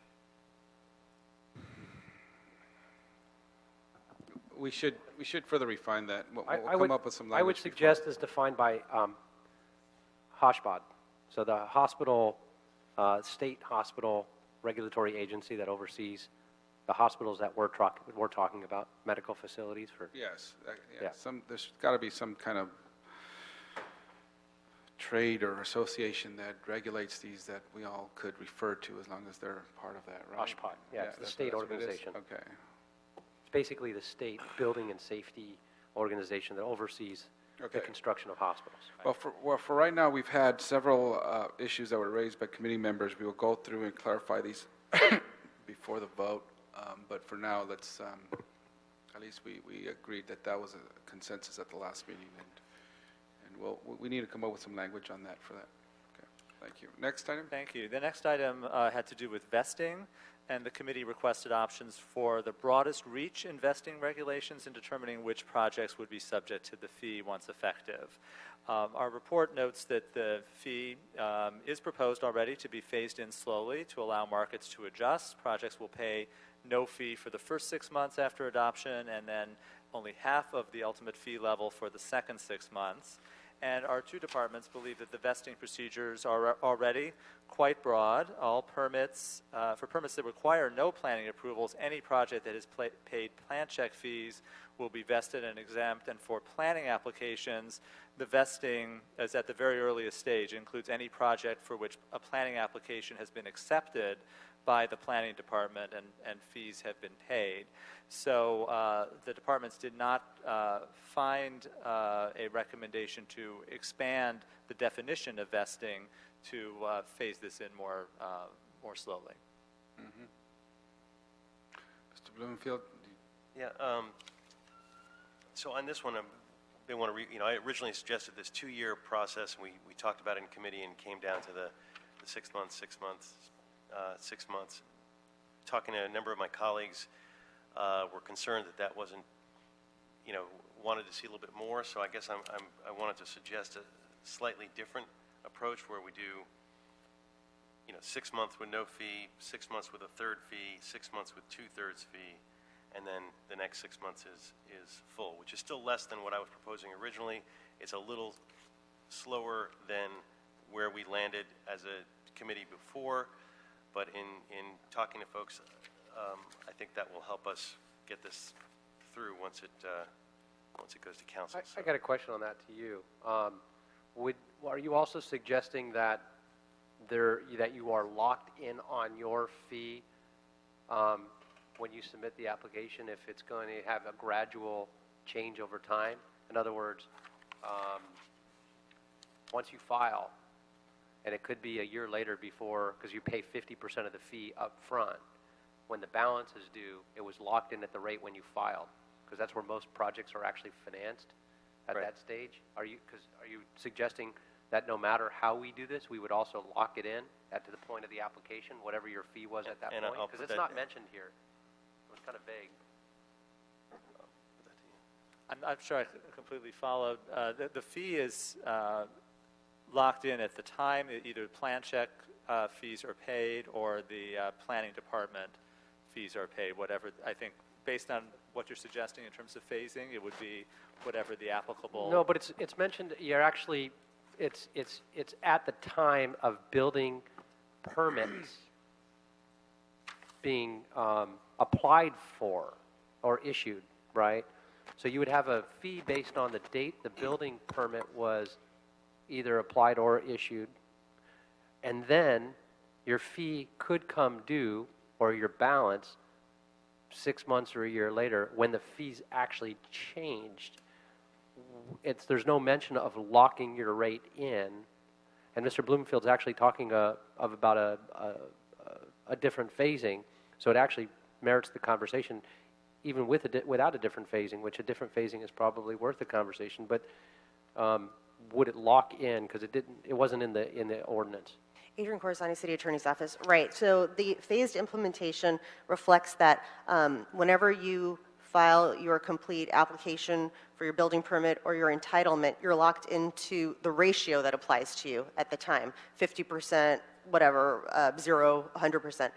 But when you pay the fee, the ordinance currently talks about the fee in effect at the time the building permit is issued. So if the fee does change based on the consumer index, or if council updates its fee schedule, then you would be looking at 50% of the fee in effect at that time. It could be changed to lock it in to the fee that was in effect at the time the application was submitted. Well, in terms of vesting, I think that's the whole, go back to the word nexus, the nexus and the rationale and the thought of having vesting at the time you submitted an application was knowing that people are already financially locked or in a deal or have acquired property or are trying to get financing or in the process thereof, but their project is based on their current financial structure for that project, which is the whole reason for phasing and having these different schedules. If that were the case, if we're considered them vested at any one of these stages, at whatever they were vested at, and I think I like how the department came up with their vesting language, means that that's where their fee should be locked in as well. In other words, right? So I think it just needs to be written that way, that their fee's locked at the time they have vesting, which right now it's described as an application submitted. And then whatever that phasing is, and the conversation Mr. Blumenfield wants to have, I think that's a good conversation, but I want to make sure we get the lock part, which is really important, in there as well. Does that make sense? Yes. Okay. And then Mr. Blumenfield, if you wanted to go through your phasing again. Right. Basically, it's, at the last meeting, we compromised on the 2-year phase-in. Basically, a slightly longer phase-in will allow the market to adjust better. An additional 6 months will give the market more certainty and allow flexibility. So it's adding 6 months, and it's making, instead of a half, it's going a third, 2/3, and then full on a 6-month basis. So 0 to 6 is 0, 6 to 12 is a third, 12 to 18, 2/3. Okay, we'll consider that and revisit that when we come back before voting. Okay, and the final issue in our report back had to do with the industrial and manufacturing development exemption. And we were asked to look at the feasibility of exempting the first 25,000 square feet of industrial and manufacturing. The current ordinance includes an exemption for the first 15,000 square feet of all non-residential development, including industrial and manufacturing uses. There are only a small number of industrial projects that fall in that middle range between 15,000 and 25,000 square feet. So increasing the threshold to 25,000 square feet would result in a minimal revenue loss of only about $20,000 to $25,000 per year. However, again, the first 15,000 square feet of industrial and manufacturing development is already exempt. If I could. Yeah, I wasn't the one that brought it this last time, but I'll weigh in on it now because I did look at it a lot further. I think one of the reasons this committee asked Planning Department to come in at a higher threshold at 25,000 rather 15 was we all know that we're struggling with a job housing balance right now, particularly in the light industrial manufacturing spaces. And you don't have to sit in traffic long to figure that out, that people are just driving further and we're pushing them further. And we're trying to attract new technologies in biomed and look at those sectors, which I think we had somewhat of a discussion on last time. particularly the M-zone properties.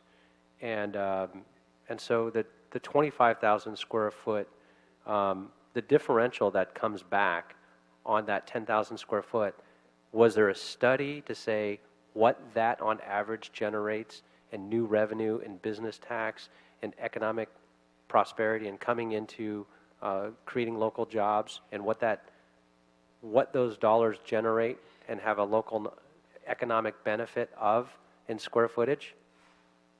In other words, do we know per square foot on this type of property the economic impact to the city and to a community? Because without that, it's a one-sided equation to say, well, it's going to cost us $100,000. Well, maybe, or actually it may cost us a lot more if we push them out. Or the real answer being that we benefit by exempting up to 25,000 square feet exponentially because. So do we know for each square foot of this type of property on industrial that we generate in economic benefit? No, I don't believe we have that data, Councilman. Okay. So we haven't studied that, and I think that's something we should consider for the future. It would be good to have that in general. It would be a great report for the department to undertake. But without that, it sounds like an arbitrary number, but I would support the 25,000 that was recommended by this committee at the last meeting. Okay, thanks. Thank you. Next item. So those were the 5 items that our department was asked to report back on. So Thank you that very would much. conclude our report. Okay. And also, can either the planning or city attorney describe the various look-back provisions we've now put in place? Sure, Adrian Corsani, City Attorney's Office. The trust fund ordinance, which was separated out as a separate ordinance, includes some reporting standards. Already, the trust fund ordinance requires an expenditure report annually to be presented by the general manager of HCID. Embedded within that provision are additional report backs that I tried to integrate based on the amendments made at council at the last committee meeting. So it is requiring, in consultation with the director of city planning, status reports that may include information regarding the impact of the linkage fee on development, including but not limited to housing production, housing costs, commercial development, any significant changes to economic residential development or commercial development conditions that may affect the economic viability of the imposition of the fee. And that annual status report may include recommendations from the general managers of HCID, the planning director. Additionally, and notwithstanding that report, the general manager of HCID and the planning director shall notify the city council within 90 days of any identifiable event that disrupts or adversely affects housing and commercial development in the city, such as an economic recession or depression or natural disaster that impacts the economy, and provide the city council with recommendations on the continued implementation of the fee under those circumstances. Thank you very much. So one of the ideas that has been floated around is the idea of an oversight committee. So in the context of HCID's annual report back requirement, it possibly be possible to establish an oversight committee in HCID along the lines of our other capital outlay systems. We usually have oversight committees in those as well, right? It's pretty commonplace to have oversight committees when we have expenditures. So that's the recommendation. We'll take that up before the vote. Okay, so with that, unless there are any other questions at this time, we'll move to... Oh, sure. Mr. Englander? So, one for now. There were several motions during the last discussion, some oral, some written. Mr. Blumenfield had several. One, and included some automatic report backs that we all, I thought at the time, agreed that would come back for discussion, and it seemed that we were all supportive when we went through them across the board, and they would come back to the council with certain trigger points. If market conditions changed, if we have a natural or a major disaster declared an emergency, I mean, there were several, but none of them are here in the report, and they're not in the ordinance that I can find. Adrian Corsani, City Attorney's Office.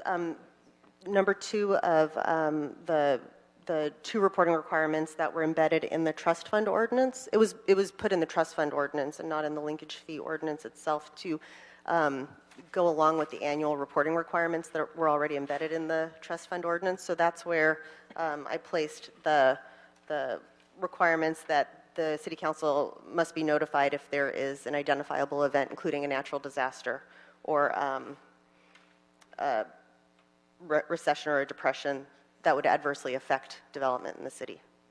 Hold on a second. Give me 1 second. Where is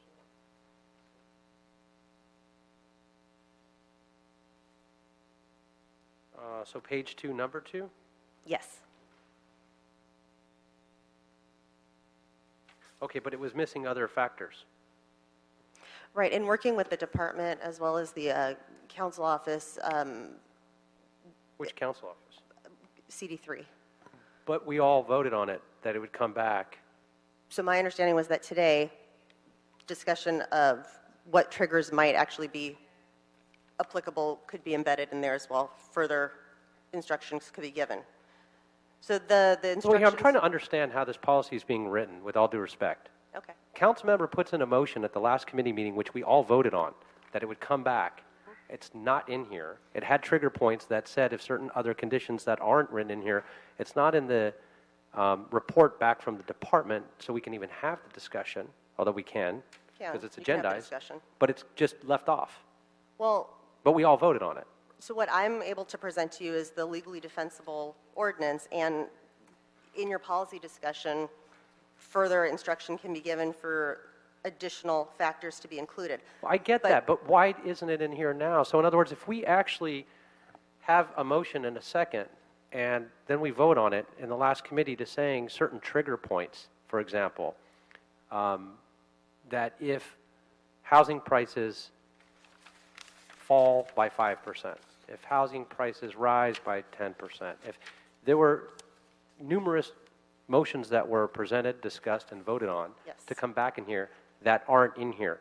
So are you suggesting that it's up to each one of us to find what's missing and was not included? No, I can go through the ordinance and tell you what where the amendments were put in and what questions still exist for at least me to be able to put them in a way that's legally defensible and enforceable. Because part of the... So let me ask you a question.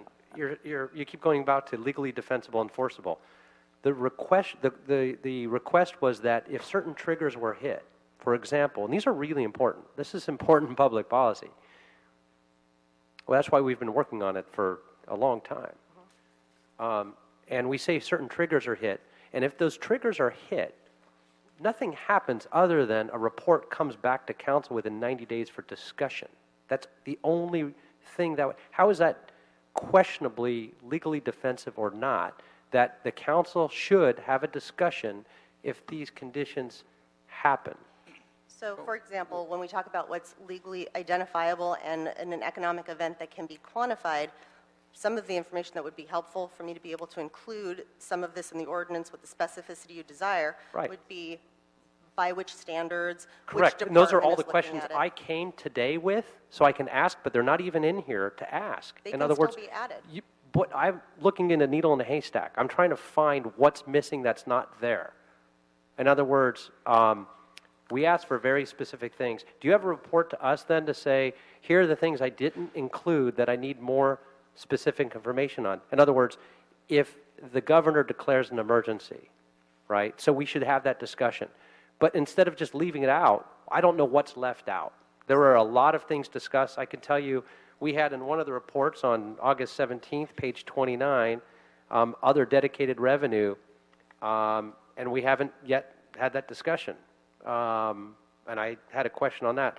So it's hard to find from a dozen reports when the committee asks for very specific language back and it's omitted, and not shared with us that it's not being included because we need more specificity.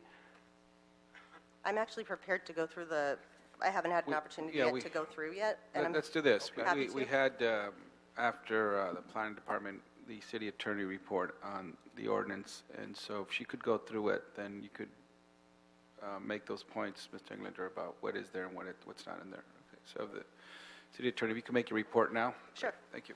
So our review of the ordinance included a review of what other cities and jurisdictions do, as well as considering case law and the relevant federal and state regulations that would apply.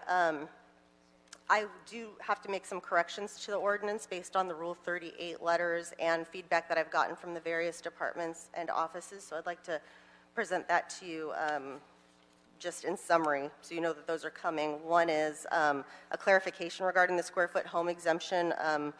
We talked about under 1,500 square feet and over 1,500 square feet, but 1,500 square feet wasn't accurately captured.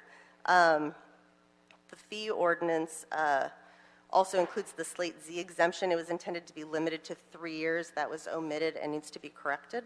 The TFAR public benefits exemption to be applied to additional square footage obtained through TFAR, through the TFAR and public benefits process was the intent behind that amendment, not the entire project. That wasn't properly captured. I need to correct that as well. Based on your conversation, exempting the additional classifications of hospitals and specifying when the fees are locked into whenever the application is submitted. Additionally, I did adjust the ordinance so that the fees and the maps would be updated by resolution rather than a complete amendment of the ordinance itself. That was to streamline the process and to allow for the council to swiftly and expeditiously amend the fees without opening up the entire ordinance and going through the city attorney review process and all the other processes that would entail. I also added a protest process, again, after reviewing similar municipalities' legislation as well as the case law and other federal and state regulations to limit the possibility of the ordinance's requirements being unconstitutionally applied. So that process is now embedded in the ordinance as well. We discussed the covenant that was put in to provide the legal support for those exemptions. And the implementation timeline was adjusted to be consistent with what I understood the committee was requesting. But I adjusted it so that we didn't look at the adoption date, which is what the committee had specifically asked for, but rather the effective date, because that's what's actually published with our ordinances. Under Government Code Section 66017, fee ordinances don't go into effect for 60 days. So where the committee asked for the initial 6-month implementation milestone, I took the 60 days effective date and added 120 days to it. So that's why those sections read the way they do. It's taking into account the 60 days before the ordinance can actually become effective. We talked about the report backs that were then moved over to the trust fund ordinance. That was done again to align them with the annual reporting requirements that already exist, and again in discussion with what the two departments who are the ones doing the necessary research, what they could report back with, and the types of analysis that they would be prepared to do. Certainly the triggers could be added to that section, and what would be necessary would be more specificity based on the thresholds that would be used, what analysis we'd be looking at. For instance, we can tie things to like the county's consumer index when we want to fix certain adjustments and account for inflation. Similarly, are there standards that we would look to determine when we're looking at property values or rental costs rising, touchstones that could be codified or at least provided as an informational piece to the departments. I think those are the corrections and the the way that the amendments were embedded. Mr. Englander? Close off with that, on that conversation. First, Adrian, let me just say that we have, I don't know how many attorneys do we have that work in the city attorney's office. More than a dozen, maybe. Few. And I've worked with many. I think you're one of the most exceptional. Thank you. And most thorough that I've ever worked with. Let me put that on record. The fact that you can just rattle off, here are the things that are omitted and here's why, speaks to that. But for me, in crafting critical policy, it would be nice to know before we walked into committee, here are the pieces that are missing, and here's what we can do with recommendations, because I think those things are really important. And the fact that we can tie them to certain indexes, it's actually very, very simple. And I think most of these have easy solutions, but it's difficult when preparing for the discussion where we don't see either anything that's redlined and or here's a side letter saying here's what has been omitted or not included and here's why. There's not enough specificity on this particular what's declared emergency. Those are things we could easily come up with, but I think it's so important because we've spent a lot of time coming up with, it wasn't an off-the-cuff conversation. There was a lot of staff and a lot of community meetings and input from neighborhood councils and different stakeholders that came up with a lot of these questions that we asked planning and the city attorney's office to come back with. So when they're not included, it's hard to find, well, what wasn't included, and going back 4, 5, 6, 7 reports back, one that might be 40, 50 pages to find, where we asked for something and then it just didn't make it back in and we don't know why, but it was an easy solution to fix. It's frustrating. And I understand we're really busy. There's a lot of big projects and ordinances we're all working on. We've got one next week. That's very complicated as well. But that's where I'm coming from is I would like at least a document back on what are the things we asked for that aren't included so we can, and it sounds like it's pretty easy to put that together. Sounds like you have most of it already. So we can actually figure out, are there easy solutions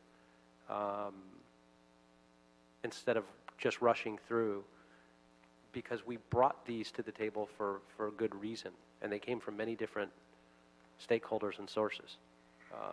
And I think they're valid and important. So just like to share that with the chair. Often this does happen in various committees, but the reason I'm making such an example about this one is it does affect and impact the heart of what we're working at most right now and the biggest crises we face here in the city. So, thank you. Thank you. Any other questions or comments from committee members before we go to the public? Okay, so I'll call 3 or 5 people up at a time. If you could step up to the podium. Each public speaker has 1 minute. Fred Sutton, Armando Flores, Olivia Lee,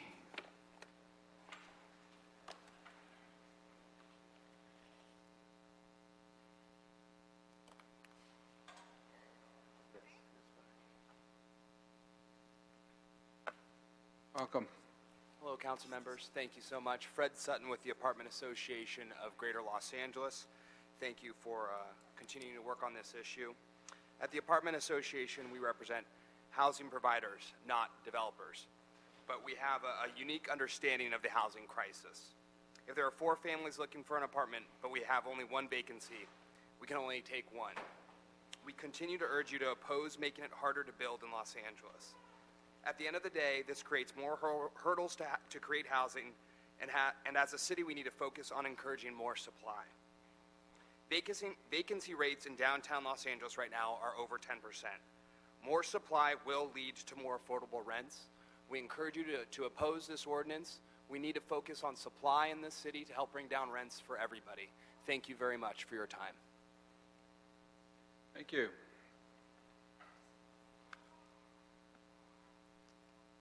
Good afternoon. My name is Armando Flores, Legislative Affairs Manager for Whitaker.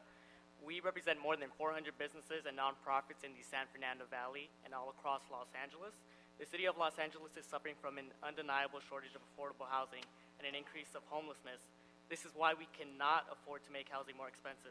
This proposal can very well worsen housing affordability in Los Angeles, not solving the problem at hand. The fee could significantly increase the cost to build, making it unfeasible to build the housing the city desperately needs. We cannot continue to increase the cost to build, which leads to higher rents to offset the added costs and results in a higher amount of individuals left homeless because they simply cannot afford to pay rent. Developers have already begun to leave Los Angeles because of the existing obstacles to build, and the linkage fee will further deter developers from doing business in Los Angeles. We urge you to strongly consider the ramifications of this ordinance and oppose the linkage fee. Thank you. Thank you. Olivia Lee, Martha Cox Nitikaman, Jaime Garcia. Good afternoon, council members. My name is Olivia Lee, representing the LA Area Chamber of Commerce. On behalf of more than 1,600 member organizations, the LA Chamber opposes the linkage fee policy. The Chamber has a long history working with you on homelessness and affordable housing issues. Together, we passed Measure HHH, Measure H, and worked together to successfully defeat Measure S, whose impacts would have been devastating to housing and job development. LA has a housing supply and affordability crisis. The proposed linkage fee will increase, not decrease, the cost of building. Therefore, it will increase, not decrease, the cost of housing for the vast majority of Angelenos. We suggest that the city develop a much more comprehensive solution that does not pit one type of housing against another or encourage commercial and industrial businesses to choose a city other than LA to call home. The business community still stands ready and willing to work with you on identifying and implementing comprehensive and impactful solutions to our housing supply and affordability crisis. This linkage fee is not the answer. Thank you. Thank you. Good afternoon. My name is Martha Cox Nittickman. I'm with the Building Owners and Managers Association. We're a national nonprofit trade association representing over 300 commercial building owners and tens of thousands of tenants. I'm here to express our strong opposition to the housing linkage fee. While we understand the city's urgency to build affordable housing, placing additional burdens on developers will diminish private sector housing construction while generating a small number of government-financed units. The development process in Los Angeles is already burdened with long timelines, CEQA challenges, and high fees. The linkage fee will make LA a less attractive place to do business. While we appreciate that the city is using a multi-pronged approach to the housing crisis, the Housing Department's own report shows significant burden on developers will only net about 1,500 new and rehabbed units a year. Incentivizing workforce housing production and making the development process simpler will go much farther toward housing production. We ask for your no vote on this measure. Thank you. Thank you.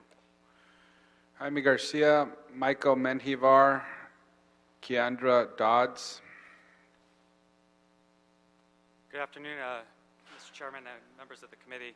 Jaime Garcia with the Hospital Association, representing over 40 hospitals within the city of Los Angeles. I'm here this afternoon to voice support for the motion that unanimously was approved on August 22nd by this committee, supporting a hospital exemption for both public and private hospital institutions. As you know, the State Seismic Safety Act lays out strict regulations for how hospitals are to be constructed and remain operational following an earthquake in order to continue to provide a public service to those in need. Hospitals, in the true sense, are a beacon of hope for those who are injured. Compliance with this unfunded mandate is estimated to cost $2 million per patient bed. The planning department raises the issue that new buildings will replace older buildings, thereby lowering or negating any linkage fee. This is not always the case. As the city's population grows and some hospitals will close because of the seismic mandate, there will be increased pressure for the remaining hospitals to repurpose existing buildings while still pursuing a replacement project. So it's important that we support our hospitals, and I want to thank the committee for its support for a full exemption of the hospitals. Thank you. Thank you.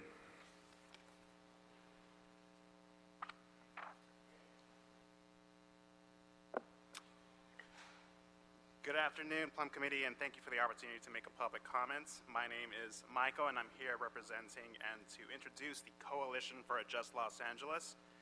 It has been a pleasure advocating for a strong linkage fee, and we're so appreciative to see the progress that we've made. We're ecstatic knowing that soon we will have a dedicated revenue stream as part of a comprehensive plan to address the housing and homeless crisis facing Los Angeles. First introduced during the Tom Bradley administration many years ago, you have the opportunity today to pass an ordinance to truly help combat the homelessness crisis. The coalition, in respect of everyone's time, has chosen to coordinate our speakers to about 20 representatives. While today will be a huge step in the right direction, we look forward to working with you all to ensure that we pass a strong leakage fee as soon as possible. In the battle to make Los Angeles a fair, livable, and just city for everyone, we have a lot of work to do, but the coalition will be there to help every step of the way. Thank you for your time, and I look forward to your positive vote. Thank you. Keandra Dodds, Ron Miller, Oliver Bowie, Sylvia McBridge. Good afternoon. My name is Keandra Dodds, and I'm from Enterprise Community Partners and also a coalition for a Just Los Angeles. We are excited to see the linkage fee moving forward. Now, it is more important than ever to have a permanent local source of funding to leverage new state and federal resources to build affordable housing. Remember, affordable housing is never built with only one source of funding. Each linkage fee dollar will go a long way by leveraging $4 or more to build affordable housing. We appreciate the committee choosing to address the geographic concerns by switching to a tiered fee system. However, between that change, additional exemptions from the last hearing, additional phase-ins, we're looking at a lower fee than what was initially proposed. Our housing crisis warrants a stronger linkage fee, and to balance the cuts, we would love to see a higher high-market residential fee. The Nexus study would easily support $18 instead of $15. We look forward to working with the committee and full council to push for this change. Let's seize this rare opportunity, and let's pass a strong linkage fee to ensure that the city is developed for everyone. Thank you. Ron Miller, not here. Oliver Bowie, not here. Bowie. Okay. Sylvia McBridge. Wesley Walker. Maria Gomez. Trink Trailer. Welcome. Thank you. Mr. Chairman and council members, I'm a widow with an only child. I lost my husband when my son was 4.5. I've spent most of my life in Los Angeles and spent a few years in Orange County. I relocated back to Los Angeles in 2011 to rejoin my son and his family when my first grandchild was born. It was then that I joined the Griffith Park Adult Community Center, known as GPAC, volunteering on behalf of senior activities and causes. I am currently on the GPAC board and have also joined the St. Barnabas Agents for Change as an advocate for senior causes, and also I'm on their advisory board. I have been intimately concerned with helping seniors in this community, also attending annual conferences such as the Annual Summit on Aging. But now I'm afraid that my rent is going up, and I'm afraid that I will be priced out of my neighborhood, away from our close family and the volunteer activities and groups that I support. I urge you to pass a strong linkage fee and ensure that the city is developed for everyone. Thank you.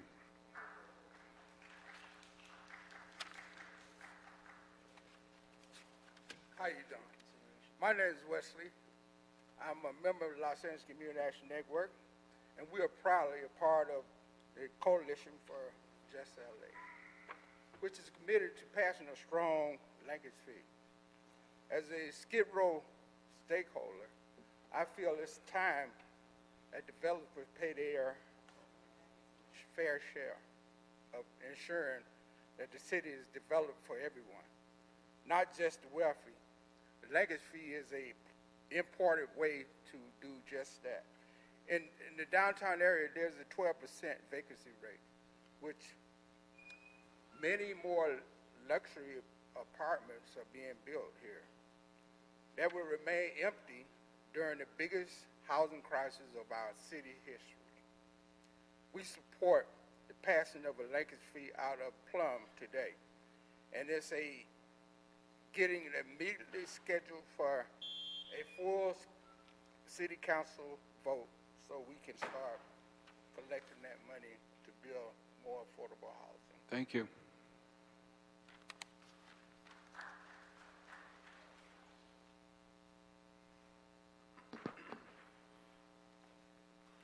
Aló, buenas tardes. Mi nombre es María Gómez. Soy miembro de ACE. Good afternoon. My name is Maria Gomez. I'm a member of ACE. Yo vivo en el Distrito 9 y soy inquilina por 40 años. I've lived in District 9 and I've been a tenant there for over 40 years. Al describir lo difícil que es encontrar una vivienda buena y económica, es imposible en este tiempo. It's impossible to describe how difficult it is to find a decent, affordable home today. Y que ahora los precios están más altos que nunca.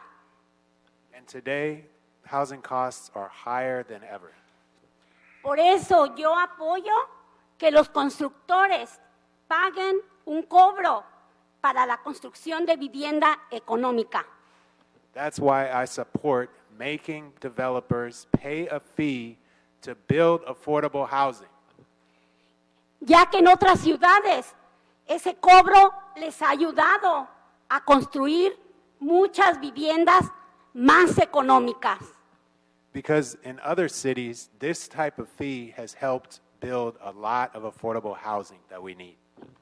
Vamos a pasar un cobro significativo y asegurar que en Los Ángeles se construya para todos también vivienda económica, accesible para las familias de bajos recursos.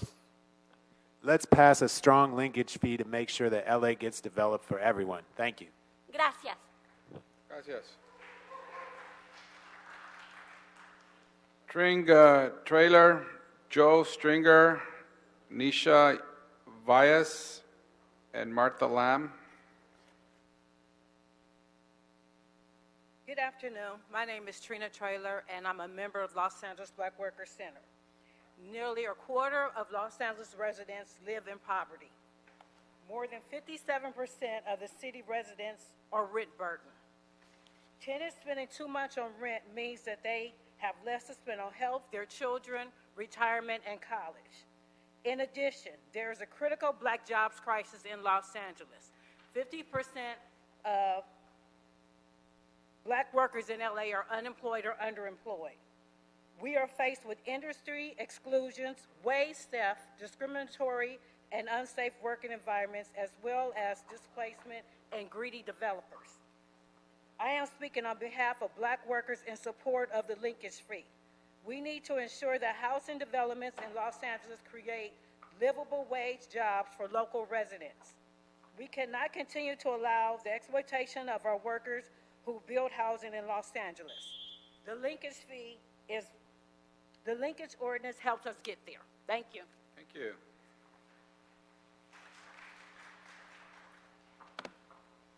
Good afternoon. My name is Joe Stringer. I'm with the organization called ACE. I live in the 8th District. I've been there for better than 50 years.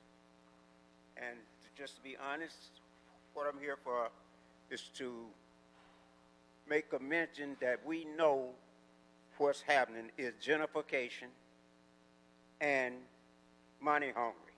Money is the root to all evil.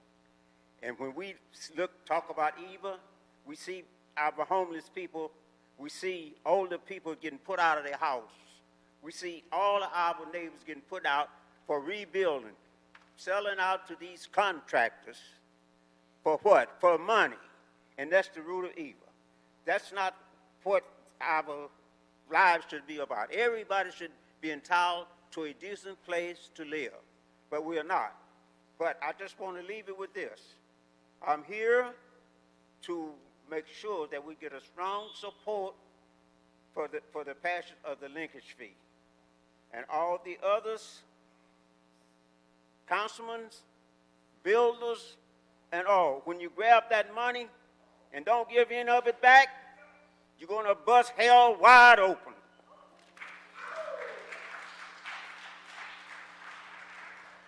Misha Valles, Martha Lamb, Daisy Villa, Brandy Gordon, Laura Waywand.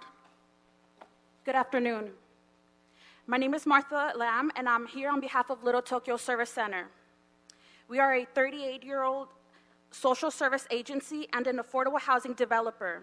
We have developed close to 1,000 units of affordable housing across 26 developments. We are part of ACT-LA and SCAMF, the Southern California Association of Nonprofit Housing. And we are here today in support of an immediate passage of a strong linkage fee. As you may know, we are operating in a time of great uncertainty. The constant threat of cuts from the federal government means we have to turn to reliable sources of state and local sources. We just saw the passage of a new revenue source in Sacramento, but LA needs to develop our own reliable local source to leverage these critical funding streams that are flexible enough to help house folks of extreme low and deeply low incomes. Thank you. Thank you.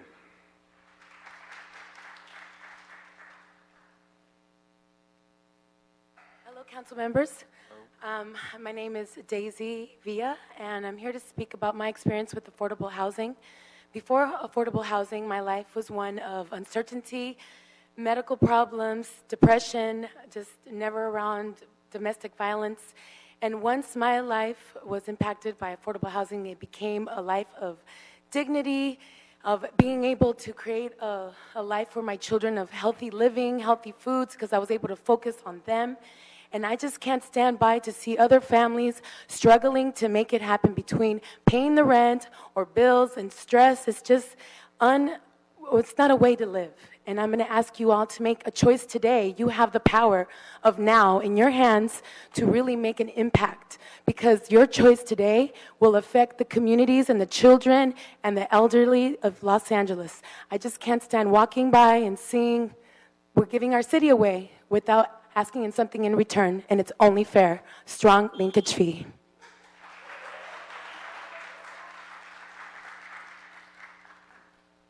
Good afternoon, council members. My name is Laura Raymond. I'm here today representing ACT-LA. We're a broad citywide coalition of 35 community organizations based here in the city of LA. And we're here today to urge you to act quickly to pass the linkage fee with minimal exemptions. There's overwhelming public support for the linkage fee. A recent poll showed over 87% of those polled supported a fee on development to pay for more affordable housing.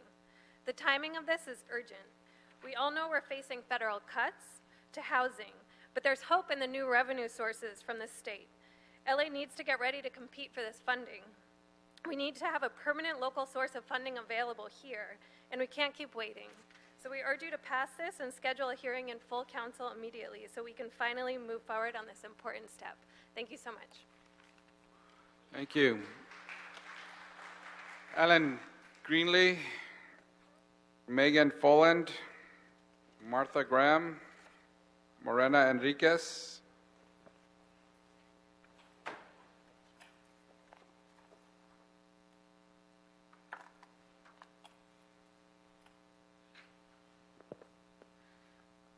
Good afternoon. My name is Alan Greenlee. I'm the Executive Director of the Southern California Association of Nonprofit Housing and a proud member of the Coalition for a Just LA.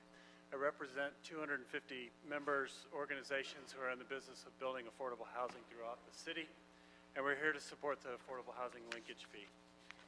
The affordable housing linkage fee represents a meaningful effort to ensure that the city of Los Angeles develops homes for everyone. It's no secret that our city is in the middle of a building boom, but unfortunately that building boom is not reaching down to our low-income neighbors. For example, the Housing Authority is getting ready to open its Section 8 waiting list for the very first time in 13 years, and they expect 600,000 people to apply. The linkage fee proposal, despite the rhetoric of those who oppose it, is a modest but important funding source that will ensure the development in the city for people at all income ranges. We've been studying this thing for 2 years. The time is now to pass this proposal today and to bring it to the full council as soon as possible. Thank you very much. Thank you.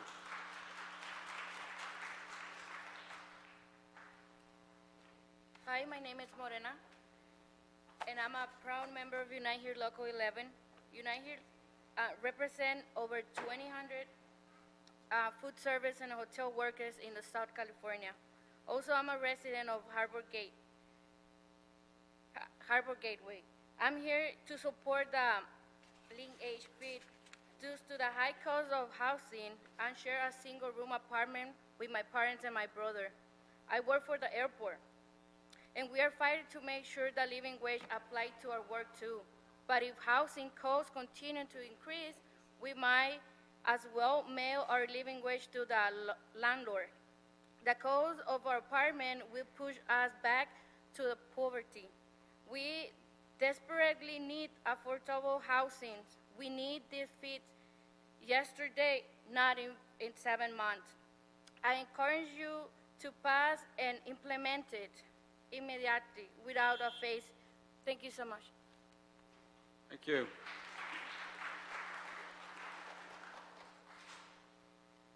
Good afternoon. My name is Meredith Graham. I'm a member of Emerson UU Church in Canoga Park. We work in collaboration with LA Voice and CLUE, which, as you know, are part of the Coalition for a Just LA, emphasis on just. I see no lack of building projects in this city, mostly high-end housing. We could validly say that the official city bird of Los Angeles is the crane. But I don't see a lot going on in the way of affordable housing projects. This lack of affordable housing is hurting the majority of citizens in this city. If we can't get this ordinance implemented quickly, we might then declare that the official city mobile home of Los Angeles is the shopping cart. Thank you. Thank you. Brooke Wertschafter, Meredith Graham just spoke, correct? And Orinio Opinaldo, Ariana Linares. Welcome. Hello, council members. My name is Brooke Wertschafter. I'm here representing the ECAR congregation, a Jewish community in Los Angeles, and a proud member of LA Voice as well. Together, we're part of the Coalition for a Just LA. I just want to point out that this week is the Jewish holiday of Sukkot. We're celebrating a holiday this week as Jews where we're commanded to live in booths outside. And those booths look a little bit like homeless shelters sometimes if you don't make them very fancy. And I think I'm struck this week by that commandment and that reminder that each one of us really lives in a shelter that's really not so safe. And here we are voting today on a piece of legislation that will do important work in building real housing for the people of Los Angeles so that they don't have to live in shacks outside. None of us would want to do that all year round. And just 1 week's reminder is enough to tell us that this isn't how we want to live, and it's not how we want our neighbors to live in this city. And so I urge you to please vote for the linkage fee, the strongest fee we can pass today. Thank you. Thank you.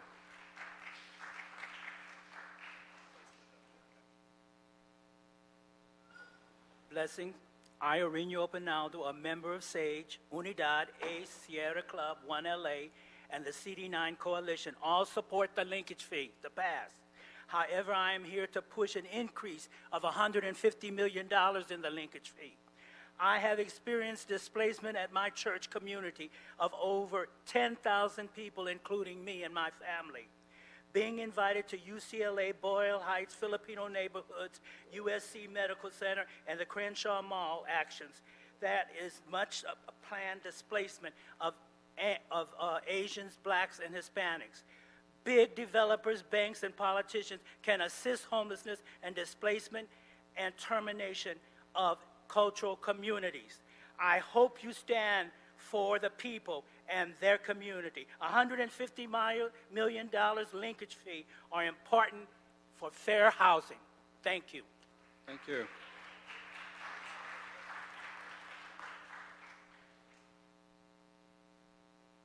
Good afternoon. My name is Mariana Linares. I am with SAGE. I am a high school student living in South Central LA. My family consists of my mother and my brother who isn't here today. My mother has always been working hard, working 2 jobs in order to make a living. We recently got relocated by our previous landlord, and now it has been much harder paying higher rent. We don't spend much time as a family together anymore, and I have been working long nights cleaning instead of focusing on my education in order to help pay. This is why we're asking for a linkage fee high enough to create a meaningful number of affordable housing for our LA community. Thank you. Thank you.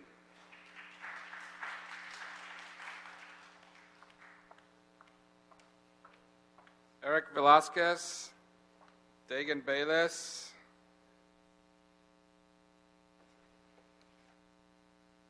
Jeff. Good afternoon. My name is Eric. I'm a volunteer at SAGE. I've lived in both affordable and non-affordable housing, so I understand some of the struggles the families in my community face. The future is always full of uncertainties, but without an affordable and secure place to live, some families fear the future, not embrace it. This is one of the reasons why I support a strong linkage fee with no phase-in period. Do we include hospitals, nonprofits? Do we give it credit? The point is that time is of the essence. We're in the right place. We're at the right time to actually make a difference. Let's not miss the ongoing real estate and construction boom. And we hope to raise about $150 million. That sounds like a lot, but it would actually only help a few hundred families. And I do understand that any solution to our housing crisis is not a one-size-fits-all solution, but this will help. And remember that people are what give value to the city, and we must protect our most vulnerable. No phasing period. We can't afford it. Thank you.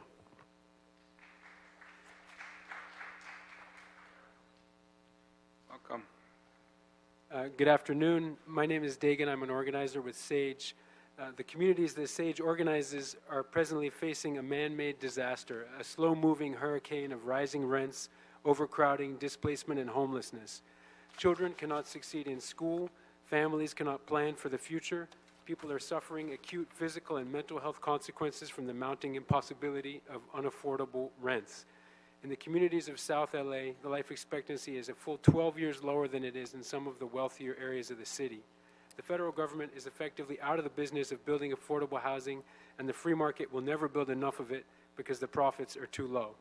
The city of LA must act to ensure that developers pay their fair share. The experience of other cities in the state of California definitively proves that a meaningful linkage fee will not halt nor significantly slow down new development. We demand a linkage fee that is high enough to make a dent in the problem, and we demand it now, not by a phased implementation. Thank you. Thank you. Good afternoon, Council. I'm Reverend Oliver E. Bowie from Holman United Methodist Church and also a member of LA Voice. And I'm standing here, want to thank you for moving the linkage fee forward. And as we continue to move forward, I'm asking that you would definitely increase the maximum amount. We know that homelessness is a big part and a big issue in this city, and this linkage fee will serve as something that will help us combat homelessness and eliminate it here in the city. Also, those Angelenos who are working very hard, if you don't know, 25% of our Angelenos live in poverty. 57% rent dominates most of their earnings, which does not allow them to save, provide money for college. So by passing this linkage fee, it allows each and every one of us to participate. The developers are making lots of money, and I'm not saying we penalize them, but listen, much is given, much is required. And I just hope that the council, as we look at this, this is a moral issue. People or cities are measured not by how much money they make, but how they take care of the least of these. And so I encourage you and want to thank you for the hard work that you've done. Have a great evening and move forward.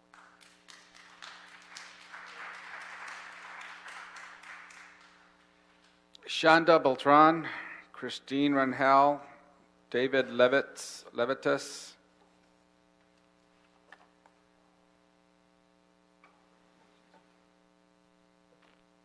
Hello, good afternoon. My name is Shonda Beltran. I'm the General Counsel for the Building Industry Legal Defense Foundation. We are a nonprofit group representing all manner of building and development throughout California, and we're here to ask the committee to reject the linkage fee ordinance, or at a minimum, continue consideration of the ordinance until such time as all the legal problems with the ordinance can be remedied. Specifically, we believe that the findings are flawed. The negative declaration and its findings are not sufficient. The ordinance violates the Costa-Hawkins Act. The ordinance violates the equal protection clauses of the U.S. and the California constitutions. That it acts as a disguised property tax in violation of Proposition 13, that it violates the Mitigation Fee Act because it fails to show appropriate nexus, fails to identify how the collected funds will be used, fails to show reasonable relationship, especially in the disparity between commercial and residential fees, and the ordinance and its findings fails the heightened scrutiny test as required by law. Thank you. Thank you. Good afternoon. My name is David Levitas. I'm the Executive Director of LA Forward. We're a group of that is part of the Coalition for Just LA. We're a group of about 6,000 folks from across the city, including about 30, especially in the West Side Valley, Silver Lake, Hollywood area. A group, a rising generation of folks in their 20s and 30s and 40s who believe that our new city of density should come with equity. So we know that 87% of Angelenos agree with this fee on new development.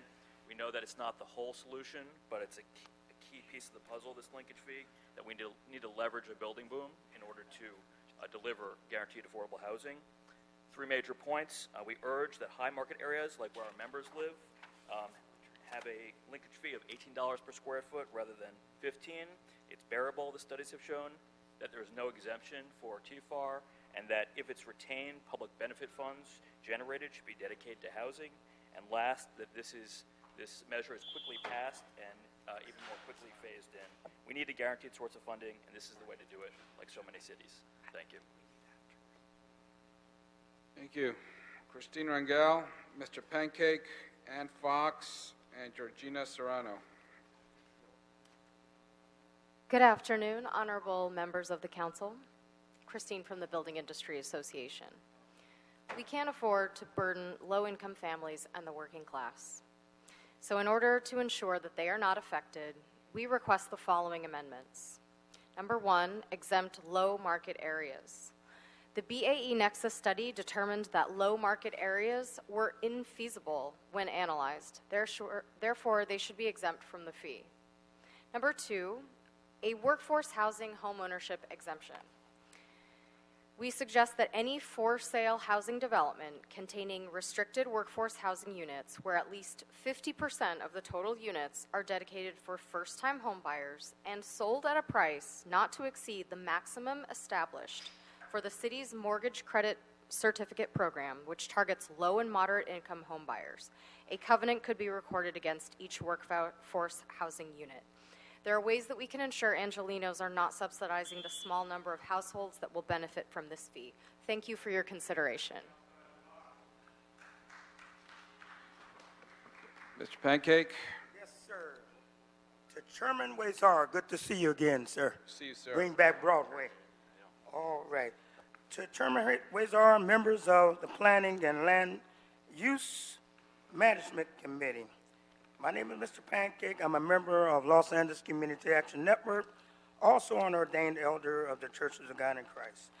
I'm speaking in favor of a strong linkage fee. I'm also a native Los Angelino, been here for a while.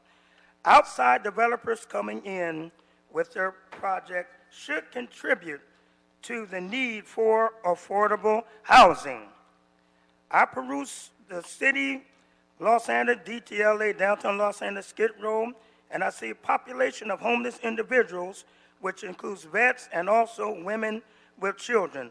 Los Angeles, let's step up to the plate and do the right time. It's time. Housing is a human right. Strongly concede.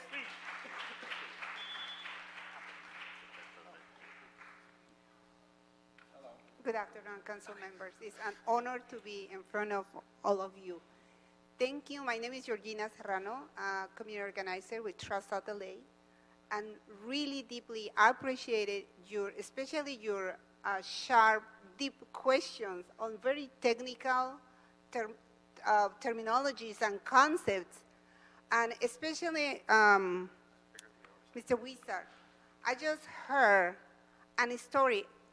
In the battle between the river and the rocks, the water always won because the perseverance, la perseverancia. So I just invited you to look in the room and please answer my question. Where is the opposition now? No opposition per people who see in the other meetings. Maybe we are not eating lunch today to be present here, but the community is our power. You have the power, formal power, but we have a power as a community. I strongly support a link of you. Thank you. Peter Ensminger, puppet or friend. Some foul language here. Oh, Herman. Good afternoon, honorable council members. My name is Peter Ensminger. I work for the Skid Row Housing Trust. Since 1989, Skid Row Housing Trust has provided permanent supportive housing so that people who have experienced homelessness, prolonged extreme poverty, poor health, disabilities, mental illness, and/or addiction can live safe, stable lives and wellness. We have a property portfolio, including 26 buildings scattered across downtown Los Angeles, and a local source of funds is critically important to our work and expands our ability to house the most vulnerable among us. A linkage fee is part of this plan to address homelessness through prevention, and we believe it represents the next step towards a comprehensive approach to addressing the housing crisis. Please pass the linkage fee. We support it, and every day that goes by is a day that we could be providing shelter more effectively for our homeless neighbors. Thank you. Thank you. Yes, thank you so much for giving us a lousy 60 fucking seconds. We'd appreciate it, yes. So, we will support the linkage fee as long as you stop requiring all of our developer friends from paying off the building inspectors and the councilmen. But as you know, we desperately in our projects, we need money to pay off the councilmen and the Department of Building and Safety. So where are the developers going to get the additional money? Now, you know as council people, you need the bribes, right? Yes, of course, everybody in the room knows. So, as an amendment, a friendly amendment, please outlaw requiring the building inspector to be bribed and the councilman, and then we can agree to the linkage fee. Thank you so much, you criminals. Bye-bye. Okay, thank you. Herman? Yeah, I know exactly what the fuck I wrote on the card because I'm talking about the difference between two values of a variable. Link fees. The increase of a function due to an inverse creation of increase in no housing by developers to pay. What do I mean by that? I'm talking about affordable housing linkage fees under Measure HHH, bitch, bitch, bitch. So I don't give a fuck what you're saying. I don't give a fuck how long you say it. You haven't done a goddamn thing to make affordable housing affordable. And that's the reason why these people stay here tonight 20 minutes after 5 to bitch like I do. So the difference between one bitch to another bitch, and as I wrote on my card, fuck you fat bald motherfucker, that's called 42 U.S.C. 1983, and I have a right. Fuck you. Thank you. That concludes our public comment.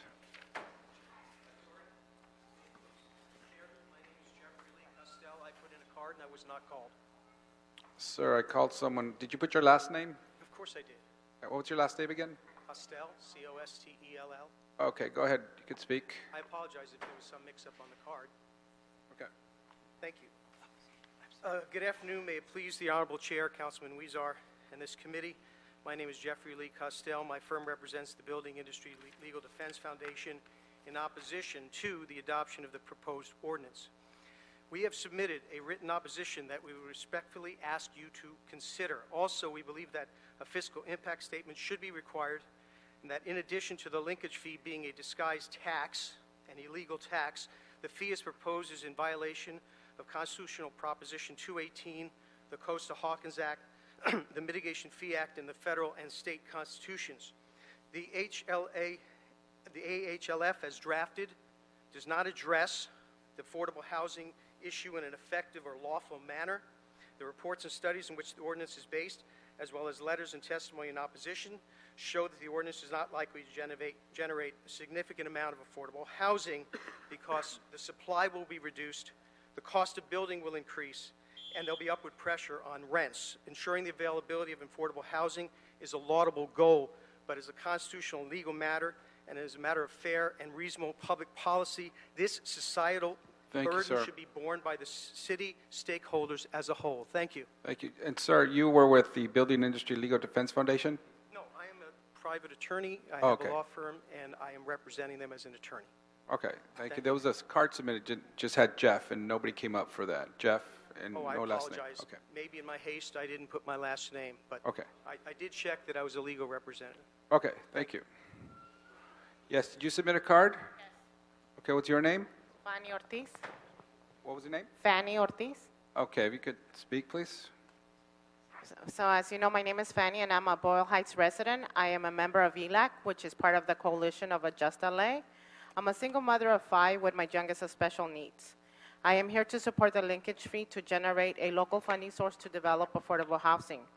I myself experienced displacement within my community and was homeless for 2 years, but thanks to affordable housing, my life was transformed. Having access to affordable housing made an impact on the quality of my life, allowing me the opportunity to work, go back to school, and become a community organizer within my community, including winning a seat in the Boyle Heights Neighborhood Council and serving the City of LA as a budget advocate. My story is one of many, but when shared, it becomes transformative. I believe housing is a basic human right.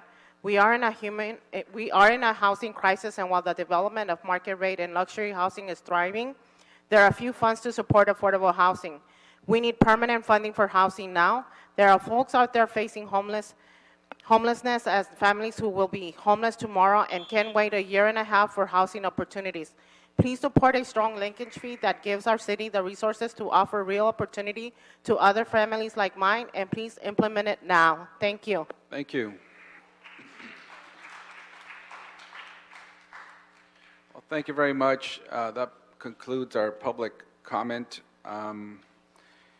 In regards to the motions and conversations that we had earlier in this meeting, we have the reports and ordinances before us today. What I'll do is I'll move the items, and then if colleagues would like to raise some issues, for right now I'd like to move to approve the item as corrected by the city attorney, and with the following amendments: that we exempt all hospitals, that we require HCID establish an Oversight Committee to contribute to HCID's annual reporting, and to replace provisions F.1 and F.2 of the Trust Fund Ordinance to this effect.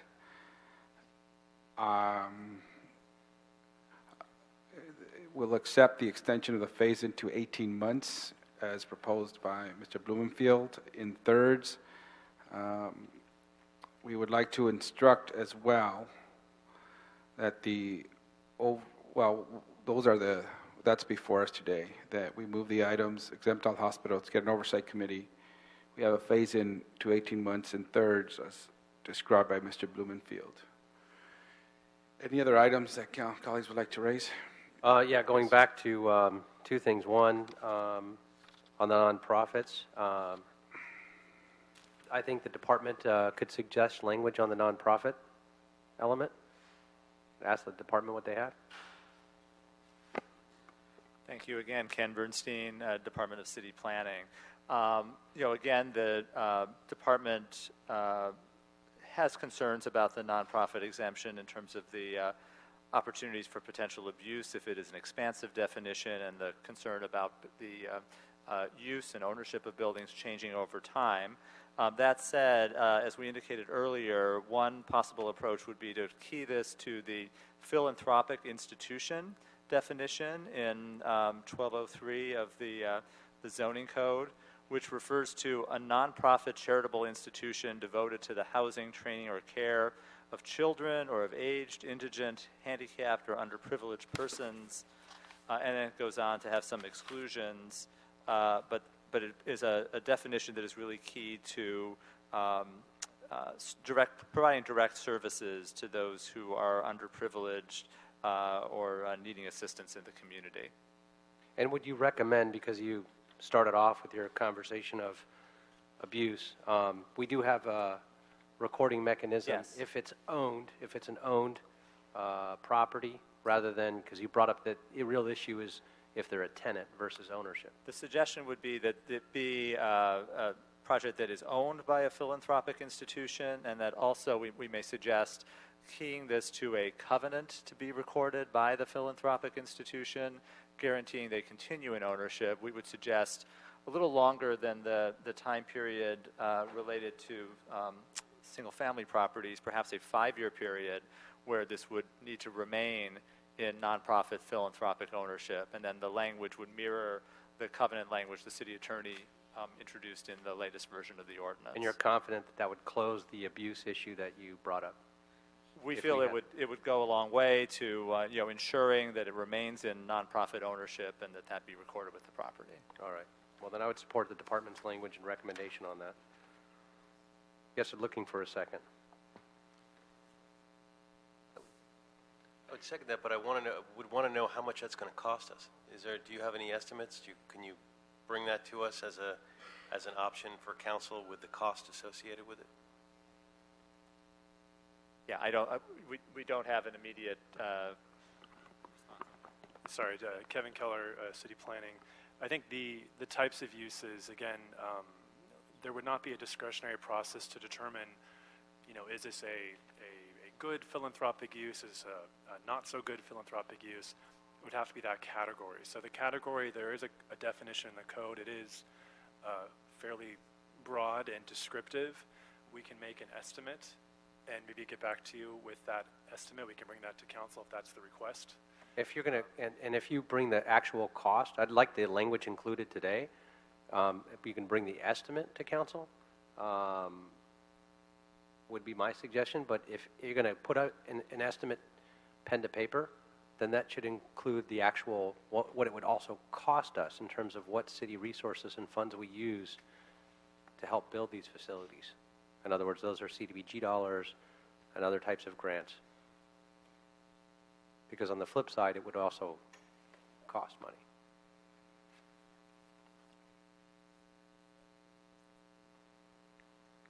So are you seconding that, Mr. Bloomfield? Well, so what I'd like to see, if in terms of seconding that the motion that you bring this, report this to full council with, the amendment language and the cost, so that we would be able to vote on it with our eyes wide open, as opposed to changing the ordinance right now, requiring that this be brought as a menu option for council. No, thank you for that suggestion. I think staff is noting that this may be very difficult to give you a definitive cost estimate in terms of what assumptions we make about how many nonprofit. We don't have accurate data necessarily of all permits, in terms of what's nonprofit, what would meet the definition of philanthropic. We'll do our best to give you at least some general parameters when we come to council. Mr. Englander, Mr. Bloomfield's suggesting that he'll second it. Should this be more of a report back prior to council to have the information available before us?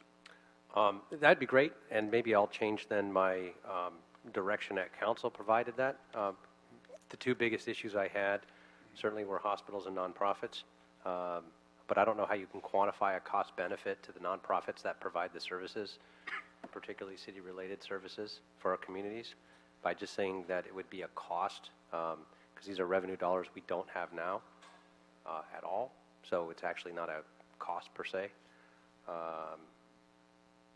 So where I would be is if we didn't make that language in, I just can't vote against nonprofit. So that's where I'd be until I saw the actual language that would come in at council. All righty. Anything else? No. Okay. So what's the resolution on that? Are we moving forward the requirement that they bring forward a? Well, that's why I wanted to clarify. Mr. Englander made a motion on the language for nonprofits. You suggested that you would second it should that be report back and get that information prior to council. So I'm wondering if that would be acceptable to you in that fashion, Mr. Englander. It would be acceptable if we included it in the language. We could always strike it at council, but if it didn't move forward out of this committee to exempt nonprofits, the financial report can come back to council. That's fine, and we can have the discussion then. And we can look at the methodology that was utilized. And but I'm not forward in moving. I can't move forward at this time in if it were not included, and then but I could change depending on what came into council my position on this. But I'm not in a position to vote against nonprofits today. And But it won't come to council unless you make your motion that we ask them to come back with this information so we can vote on it in council. Well, they can come back with a recommendation. I think the department can do it either way. And I'm very much for, if you want to bifurcate that and look at it as one issue, yeah, I would support them coming back to council with a report and suggested language that they just already read. But I cannot vote for this ordinance today to move it on to council without that being included, if that makes sense. Okay. So are you seconding his? So that makes sense. It's kind of six one way, half dozen the other. You're saying you want it. Why don't you vote for your amendment, and then you don't have to vote for the whole thing? Well, if they're going to have a final vote, I'm fine with that. Yeah, I didn't know if we were going to be doing that. This is just a vote on your amendment. This is not a vote on the final package. Am I not correct, Mr. Chair? Yeah, there's a main motion on the table, which I read, and now I'm trying to figure out, as chair, whether there is a second motion to amend that. Should we, as Mr. Englander is saying, to include the language in the main motion, or as you're suggesting, that we do it as a report back to get that information before us prior to council? So I'm trying to let you two figure it out, whether it's a motion at all. I think it goes back to the chair. It's up to you. If you want to vote on each one of these individually and then vote as a package or the rest of the language, that's fine for me, and then we can go ahead and vote on the motion separately. And my vote would be yes, that's fine. Get the report back to council with the language. Okay. And so if we're going to vote on the overall package when we're done with separately. this discussion, then that's Okay. fine. Well, let's do that. So the motion, unless there's any further discussion, I'll go to the motions now. Okay. So the first motion we're going to vote on is the one made by Mr. Englander and seconded by Mr. Blumenfield, which is to prepare that language and get the information that Mr. Blumenfield requested, which is the financial impact, correct? And have that before us as a report back when the main item comes to us. We need that information prior to council. Okay, all those in favor of that? Any objections to that? No objections to that. That's a report back. Now, the main motion is to approve the item as corrected by the city attorney and exempt all hospitals, the creation of the Oversight Committee, and to do the phase-in for 18 months in thirds as outlined by Mr. Blumenfield. Can I ask just for a point of clarification, if we can vote on that separately on just the, because that wasn't in the actual language, the exemption for all hospitals? Can we just vote on all three of them separately? Okay, let's do that. Okay. 1, 2, 3. Let's do all that, and then we have the main one. So right now, we have a report back on the nonprofits. Any objections to exempt all hospitals? I object. Mr. Harris Dawson, that'll be a 1, 2, 4-1 vote? 4-1. Okay. Okay, 4-1 on all the exempt all hospitals. The Oversight Committee, any objection to the Oversight Committee? No objection to the Oversight Committee. Okay, the phase-in, as outlined by Mr. Blumenfield, 18 months and thirds. Any objections to that? And just for clarification, do we have, the language was going to come back for clarity on locking it in for the phasing as well? Yeah, if the committee determines that they want to have the fee as well locked in at the time the application is Submitted. then I can make that adjustment in the language. Okay, then I have no objection. Okay, no objections to the phase-in. Okay. I want to be recorded as an objection to the phase-in. Oh, you are? Okay, Yes. you are. Okay. We've been phasing in for 2 years already, so. Okay. So that's one objection to the phase-in, and four. Okay. So the overall package, how would we report these out? I'm trying to look to the planning department and the clerk.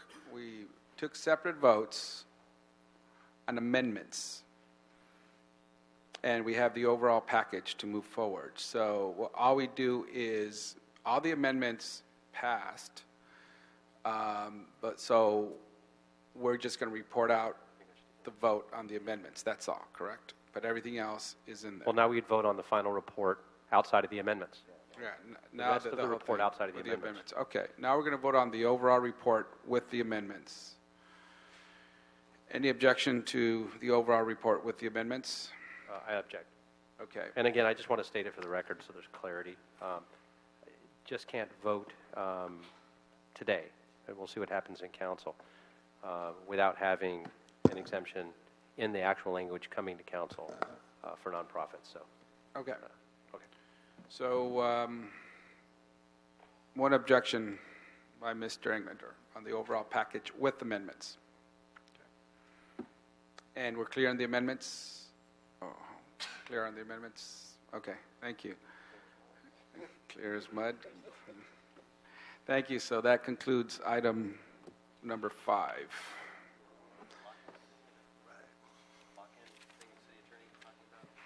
Pardon me? What? The lock-in thing that the city attorney was talking about? Mr. Blumenfield? The lock-in, I wasn't clear if we voted on the lock-in issue that the city attorney raised. Yeah. My understanding is that you want it to be locked in at the time of application. Yeah. Yeah, no, that's what I thought. I just didn't know if we needed to actually vote on that. No, we didn't have to vote on that. Yeah, it was part of it. Yeah, it was the corrections. In the language, I moved it as corrected by the city attorney, so. Okay, so that moves that item. Now we just have public comment, I believe, Mr. Mejia? Yes, Councilman, just to clarify, once all those amendments are made, do you want them back in committee or do they go to council?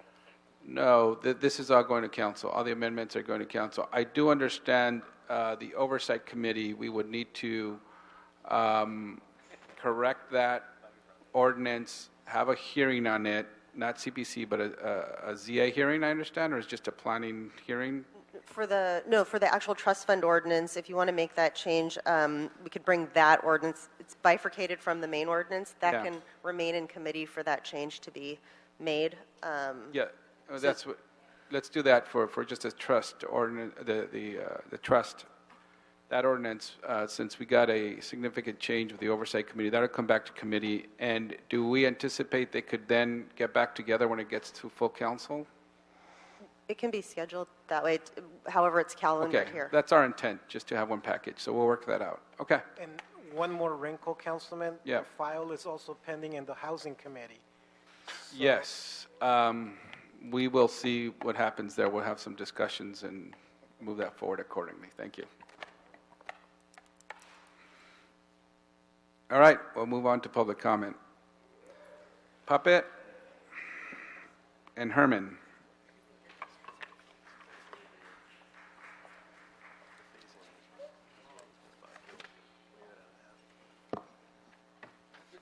So it's good that you're going to get the city sued again in another lawsuit, yes. Proposition 218 requires a vote, but your city attorney has not ever read that proposal, so they don't know shit, which is good. We appreciate the bald head of Jose Weezer, the fat fuck. Yes, thank you so much. And thank you also to Mr. Curran Price for not saying anything, because the right to remain silent is very critical to this city's operations. Thank you for leaving early.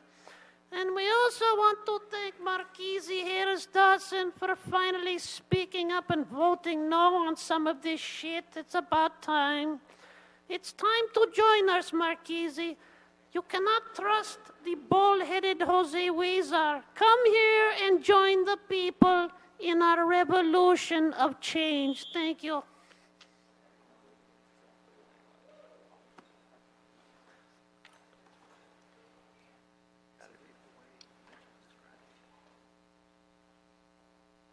So some say we have a city attorney who does good neighbor laws. Well, there are no good neighbor laws here. Everything is prejudged, prearranged. Just like Jeff in CD5, who's been fucking Heather Rosman, and now they're husband and wife as of June 2017.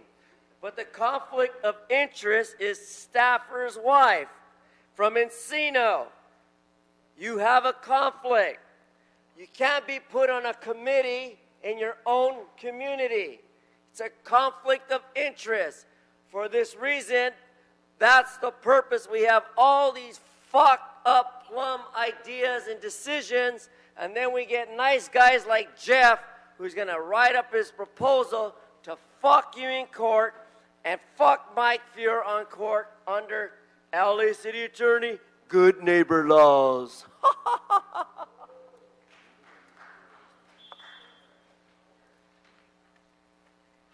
Thank you. That concludes our meeting. Hey, folks, we have another meeting at 6, so you guys...